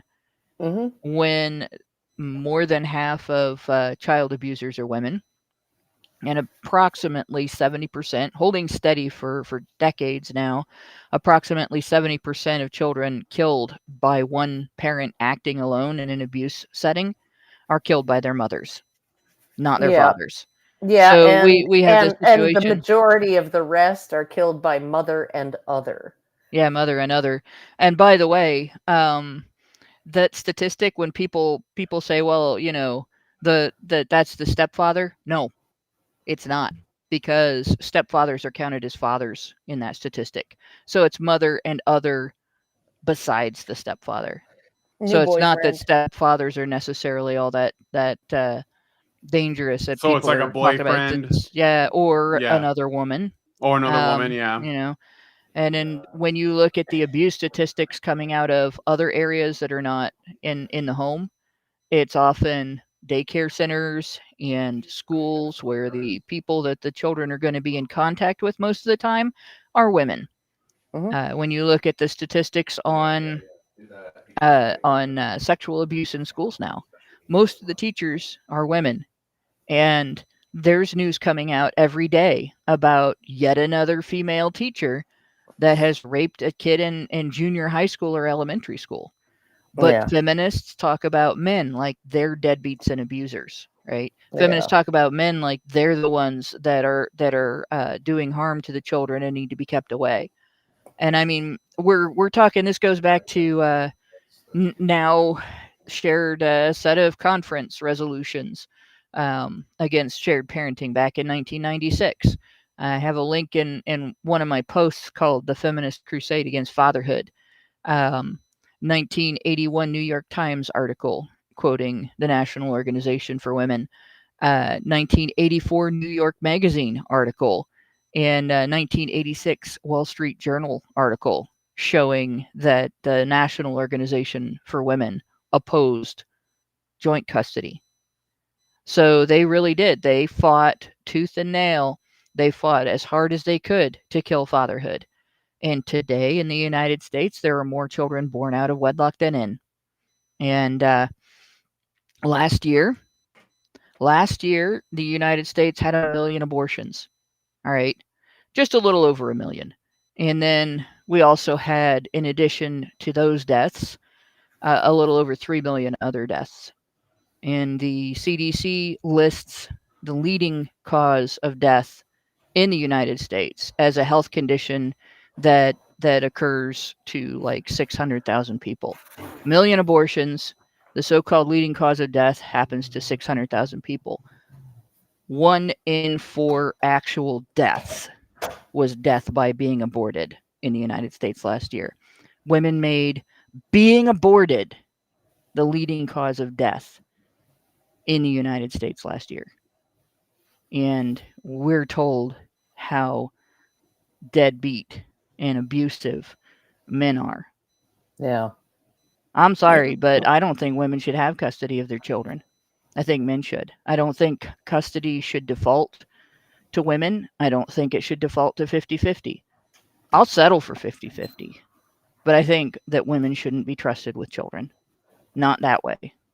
Because that is clearly a situation in which one gender is much more dangerous and violent than the other. The statistics show it. And if you want to protect children in the United States, we should go back to default male custody. Like, I mean, I can play that statistic game too, feminists. Now, All right, we could talk about 50-50 custody if you like. Does anyone want to say anything else about number 1, or should I just jump to No. number 2? Yeah, just All right. let's move on. All right, number 2. Find self-worth is something you can realistically do. I I'll think be she honest meant. with you. I think she meant in Finding self-worth. Yes, there's find some self-worth pretty. in something you can realistically. Oh yeah, do. in something. Yeah. Yeah. Well, there's some bad grammar in here. I can't help it. They're really educated. Feminist smart. And it shows. So, all right. I'll be honest with you. If you're a 17-year-old boy reading this, you're probably not going to make a fortune in crypto and buy 6 Lotus sports cars this year. Not because you're dumb, not because you're not motivated, but because you're young. Experience in years and years of hard work is what makes you successful. Most young entrepreneurs crash and burn their first 2 or 3 businesses, and that's totally fine. Learning is everything. I know stuff at 28 I would never have understood at 18. You're not a loser for working as a barista and attending high school. You're totally normal. Don't fall for get-rich-quick scams. Instead, build something. Make something. Get a job this summer on a building site. Learn first aid. Sign to help out with emergency aid for hurricane season. Ask to volunteer at your local nature reserve or animal shelter. When you be unhappy, what? When you be unhappy, if you sit in a basement staring at your computer, find self-worth doing something real, lasting, and permanent. You won't have the time when you're in your 30s. And you know what? Those skills and memories will be with you for life. A real man doesn't join an MLM. He joins his community. I looked up what MLM is. It's like a financial thing. Multi-level marketing. Yeah, multi-level marketing. Yeah, it's a pyramid. basically a does pyramid she scam. think that young men no longer feel like they're going to be able to get anything from participation in the system? Like, essentially, this feminist said, you know, we've kicked you in the shins, but don't take pain medication. Learn to get tougher shins. Because this is everything that she's been talking about are things that feminists have created problems for men as problems for men. Yes, but you know what I find interesting is how this hardcore feminist sounds a lot like Jordan Peterson. Yeah, that is Clean your room. Clean your room. But at least Jordan Peterson make your bed. It's like the chaos is creeping into your life, and you need to like go down to hell and rescue your damn father from the belly of the beast. It's like, and that's fine. Yeah, she does sound like Jordan Peterson. That's a pretty good impression. I'm getting a little better. Thank you. Yeah, no, and honestly, like I don't find a lot of this objectionable. The only thing I find objectionable about it is that it's coming from a feminist, right? Who made the it's problem like, in the first place? Well, because Yeah, you know what I what's can find really something going objectionable on. about it. You know what's yeah, really no, going it's on. like it's basically like Biden saying, "Okay, all you migrants swarm the border," and then he leaves it wide open for 3.5 years, and then he reinstitutes one of Trump's policies, right, and it cuts the flow by like 300,000 per year, right, in 2024. And then he's like, "See, I fixed the problem that I caused." Wasn't that good Yeah. advice? I'll tell you what I find objectionable about this. She's basically just telling young men to go get a job, right? But what have feminists done to the workplace? No, yeah, Right? yeah, no. They walked in, they hung up their curtains, and they shut out all the light. And I think, by the way, turned around and made it easy for women in the workplace to use false allegations to manipulate their workplace so that they may get a promotion that they don't deserve because the boss is afraid to give it to the guy that they accused. They pushed and pushed and pushed until they got quotas. They got essentially DEI, but just for women. That they've created a circumstance where men are afraid to breathe in the workplace. They're afraid to excel in the workplace. They're afraid to do their jobs. They're afraid to not do their jobs. They're afraid to be alone in a room with a woman. They're afraid to not be alone in a room with a woman. They're afraid to walk. They're afraid to talk. They're afraid to look anywhere. They're afraid to say anything. Like, why would you expect them to take your advice to go get a job? You have made getting a job a minefield for young men. And by the way, you've also set it up so that if he wants to get a job and get a promotion in his workplace, if he wants to go into any field, including the fields where you're building things, including tech, including even something as formerly mostly manly as HVAC maintenance and welding and stuff like that. Yeah. They are obligated to prefer women, whether they are Actively qualified or recruiting not. women, yeah. They're not just actively recruiting; they're obligated to prefer them, whether they're qualified or not. So a guy has to be twice as hardworking, right? He has to put in twice the effort to gain qualifications. He has to be overqualified for his job to compete with women who expect on-the-job training for things that you're supposed to learn before you apply for the job, and who may not be able to do the entire job because they don't have the muscle for it, or they don't have the aptitude for it, or they're not interested in it, and they went into it because girl power, and that's the workplace that you're telling men that they have to go into. It's no wonder they all want to become crypto rock stars. Which Yeah, well, wanting to get rich off of crypto in 2024 is the equivalent of wanting to become a rock star in 1990. Yeah. It's not going to happen for the overwhelming majority of people, and that's just the way it is. And that's, or wanting to be, a Wall Street rock star. Not everybody is good at making those kind of trades. But the fact is, you've made every other workplace toxic. Why do you think they're setting their sights on the impossible? Because you've made the impossible normal. The only option, really. Yeah. Well, and I would add, and I'm going to speak, that if they want to have a chance to have a family, they know that they're better off taking a crapshoot with Bitcoin and becoming a millionaire than trying to work in the system and get a job as really anything now, because the standards are going up so high for women that even a man who's a good-looking man, be taller than average, because taller than average is 5'9" to 6 foot, even if he's got a job that makes twice as much as average, he still doesn't have that a very strong chance in the dating market. Yeah. So why participate in this system? You are better off playing the odds with Bitcoin, with the crypto. Yeah, and well, making okay. a lot of money. True. if getting laid is what you're looking for. Okay, but if what you're looking for is just to have a job, okay. Having a family. Okay, you're better but off. if what you're looking for is just to have a job, then you got to deal with what my son is dealing with today. Today, he has the meeting with HR from head office, right? Because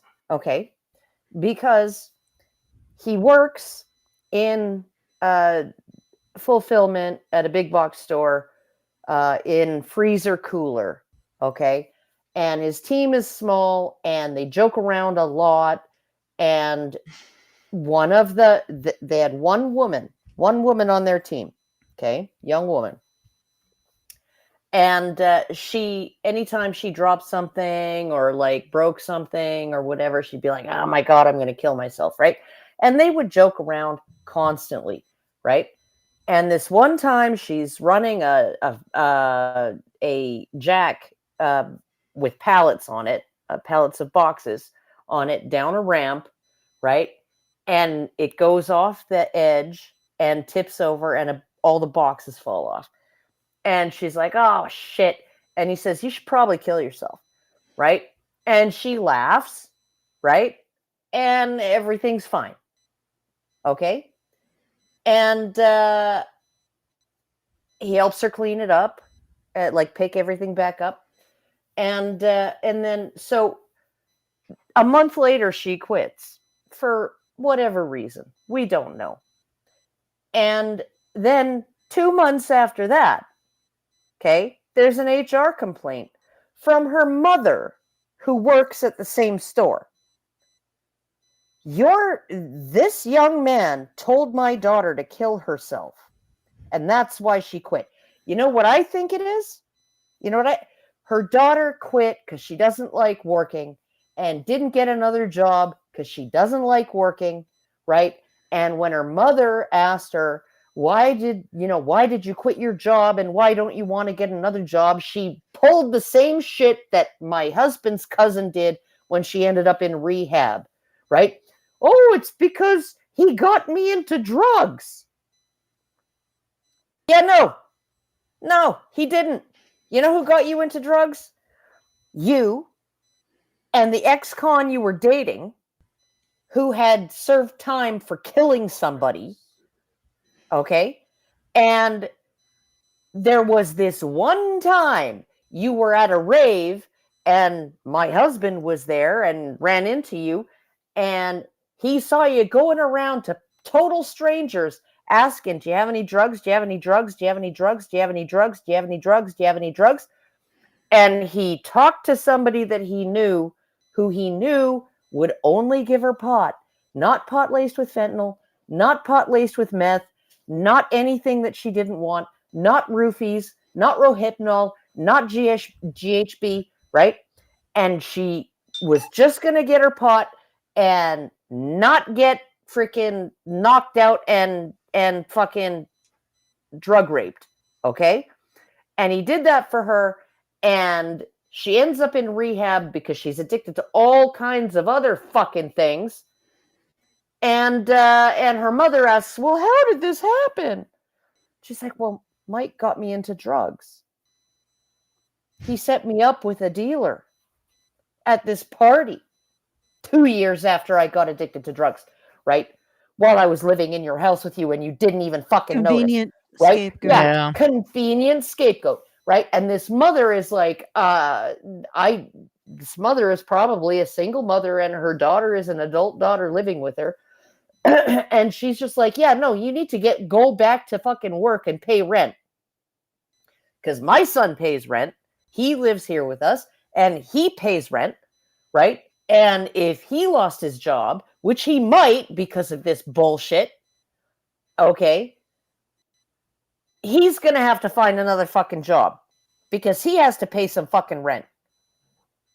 Okay? There's no free lunch when you're 23 years old. Okay? And so I'm just like, this fucking stupid young cunt, young, dumb, and full of cum, okay, tells her mother, oh, well, I had to quit because it was a toxic workplace. Yeah, no, she was like fucking giving it as good as she got. She was like fully into it. Like it was not some kind of, and she quit because she didn't like the work, because she couldn't handle the physical part of it. Yeah, Because she and ran men the have to deal fucking with jack crap off like the that. ramp, right? Because she couldn't control. It's not even a power jack. It's just a regular fucking jack, right? And she can't control it, and it goes off the fucking ramp, right? She can't handle the work. She quit her job. She doesn't want to get a new job because she doesn't like working. And her mother's like, and then she gives her mother some fucking stupid. Everybody on that team is in an HR meeting about the toxic work environment that they created around this girl, who used to tell them, yeah, no, you should probably like, well, you could suck a dick or something, right? You know, like she was fine. Like she was. Well, so it doesn't even matter if she was fine. She was giving as good as she got. Period. Yeah. Well, the Yeah. point is, if it was the other way around and she said it to one of them and they complained, HR wouldn't do jack for them. And here's the reason. And everybody really needs to know this about human resources, okay?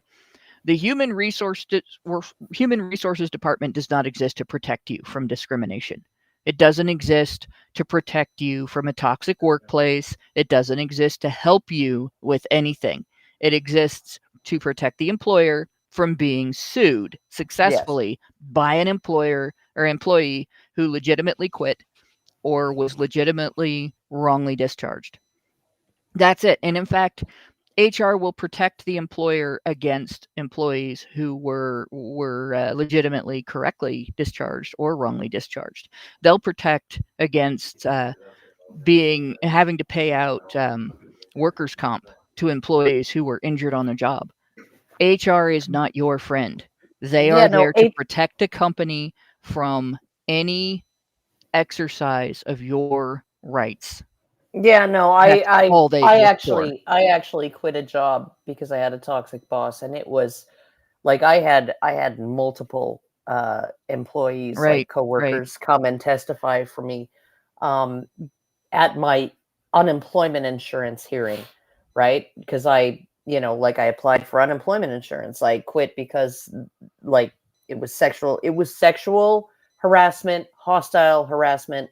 It was like a whole bunch of like horrible workplace misconduct, right? And from one person who, and like I was just like, okay, I just want my unemployment insurance benefits. Like that's all I want, right? I'm 5 months pregnant right now. Okay, and it's going to be hard for me to get another job. And so I quit because I couldn't stand it. I have bone spurs in my jaw from clenching my teeth at night for 6 months working with that guy, right? Just woke up with a migraine every morning. And so I was just like, I just want my unemployment insurance benefits. And they were going to give them to me. But then they notified the employer that I'd made a claim of harassment, and the employer didn't want that on any kind of public record. So they objected to my unemployment insurance claim, and I was denied. And then it went to a hearing in front of the board of referees, right? And all of the other employees came and testified on my behalf, right? And said, yeah, no, this guy was over the top. The guy had already been fired for throwing a plate of hot food in a waitress's face, right? And they were like, the board of referees denied me my claim because I couldn't prove, because apparently the upper management had an open door policy, right? When it came to complaints, even though I knew there were multiple complaints against this guy, nothing had happened, right? And also he had been promoted while there were all these complaints outstanding, because like the guy who was in charge of the kitchen, the executive chef, had earned more money than this sous chef, so they got rid of the executive chef and promoted this sous chef to executive chef. So they gave him carte blanche in the kitchen to act however he wanted, right? And I was like, well, okay, open door policy, so I can like what, scream into the wind, right? And have nothing be done, right? So I just had enough and I fucking quit. And yeah, but they said because there was this open door policy, right? And you didn't go and make a complaint. You particularly didn't go and make a complaint, right? Then we don't have to give you your EI. And then it finally, like 2 years later, I get a phone call from Legal Aid, because Legal Aid gave me a law intern to deal with the Board of Referees thing. And the new intern that year had been going through all of these back cases, right? And he phones me, and I'd moved. It's been like 2 years. And he says, well, I want to pursue your case. And I'm like, I'm done with that shit. Like, I don't fucking care anymore. And he says, you won't have to do anything. I will go to the umpire, and I'll take the trip to Vancouver, and I'll go to the umpire, and I'll argue your case, and I'll present all of the evidence that was presented to the original person who denied your claim and to the Board of Referees who denied your claim.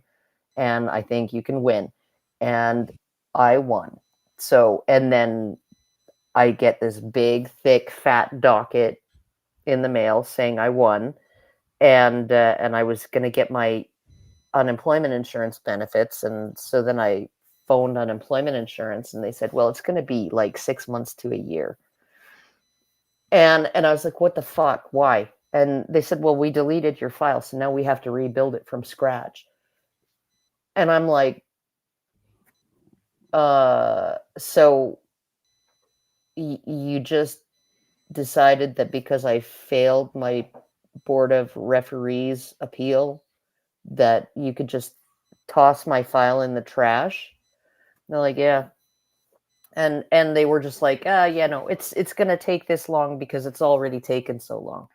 And I'm like, what the fuck? But yeah, no, it's I don't know.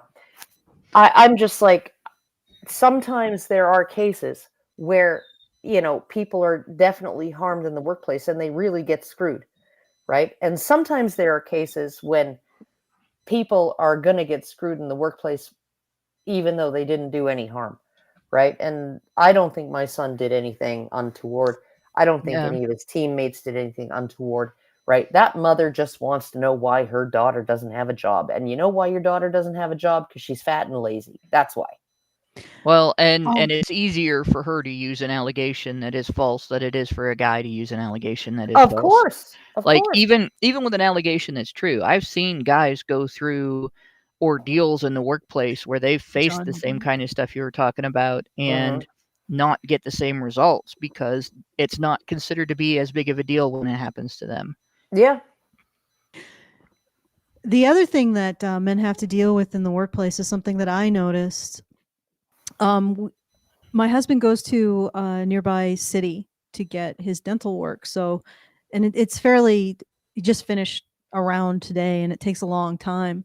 So I'm usually in the city, and what I do is I take the dog for a walk around and just sort of just to keep us occupied while I'm waiting, because it can take several hours. And I'm walking down the streets, and it was during the summer, and I was watching all of the city workers doing the groundskeeping. And I walk past this playground, and I noticed that there were 3 women in the orange vests with the stripes, the workers. And I watched them. I just stopped with my dogs and I was just resting. And I watched them, and they're at this playground, and one of them has a clipboard. So they walk through this playground. She's like checking things off on her clipboard. The other 2 are doing nothing. And then after they done that, they, I guess, inspected something. They sit down on the equipment and they're just hanging out, playing on the equipment. Then they go to the picnic tables and they sit and they chat with each other. And I'm watching this and I'm like, for the entire time that I'm there, they have done almost no work except having a clipboard one of them checking things off of a clipboard. And there are 3 of them on this team, apparently, doing this work that's absolutely critical.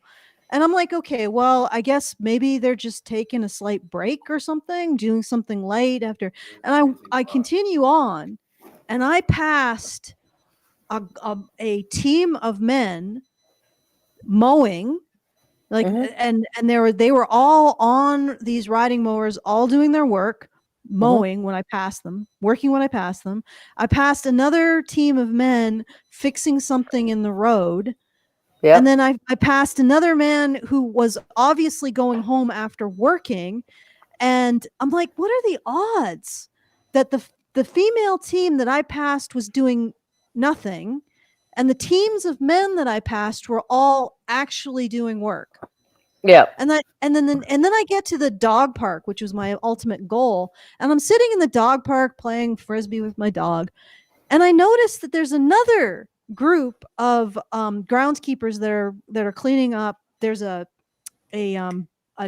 baseball diamond right by the ballpark, and they're cleaning up the I don't know, mud or turf or something. And I noticed the woman is driving the ATV while the men shovel the dirt. Yeah. I'm like, what are the freaking odds? Yeah, no, it's pretty good. it's like all the when we had all that construction out in front of our house, you know, like when Kevin learned that anybody who has a reflective vest and a hard hat, they're her peeps, and she doesn't need to complain about them. She doesn't need to bark at them, right? But yeah, because they were all out in front of the house, and you know, and you got all these men, they're pouring concrete, they're like paving the roads, they're like, you know, putting in the forms for the curbs and stuff like that. They're doing all this stuff, they're laying the sod, they're, you know, they're doing all of the heavy work, right? And then you've got the woman with the sign that says slow or stop, and she's just standing there, and she's literally wearing fake eyelashes and a full Tammy Faye Baker face full of makeup. You'd have to excavate to get under Tammy Faye Baker's makeup. Yeah, in summer, right? In, you know, plus 30 Celsius, or hotter, right? And she's out there in like all of the heavy coveralls and the reflective vest and everything, right? And she's not sweating at all, right? Because all she's doing is standing there with the sign, stop, slow, stop, slow, stop, slow. Yeah. So we've been going for about 2 hours and 40 minutes. All right, I think we should go. I have to cook dinner for my husband here. Real quick, since we've had a request, is the way to get into the free end of our Discord actually in our low bar? BadgerNation.online. Okay. If it should be in there. Joshua Derek, I'm Hannah Wallen. Yeah, BadgerNation.online. It's right there. Join our community. You can find it in the low bar. It's like the first guys, thing I think I gotta go. My husband has come back from his dental appointment, and I apparently have a Charlie horse in my toes. No, I hate it when that happens. I sometimes get that. Like sometimes. Toe cramps are awful, especially when you're swimming. Yeah, we'll wrap it up. We'll wrap it up. So, yeah. Okay. So we're gonna end the show here. I mean, look, we got the gist of what this whole thing is about. Essentially, we can pick it up the next time we have Hannah and Karen. Yeah, we can do this next week if you guys are interested. We'll go through the other points in this blog and maybe something fun like ...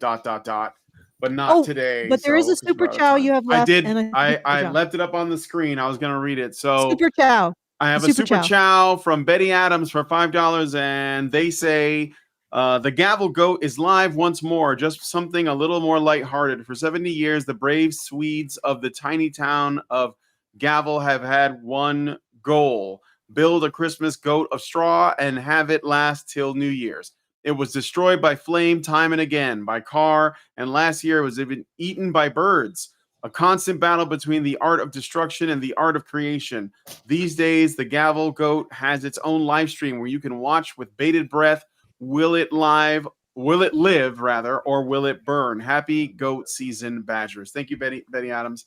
That's a very obscure but interesting bit of trivia there. I will check it out.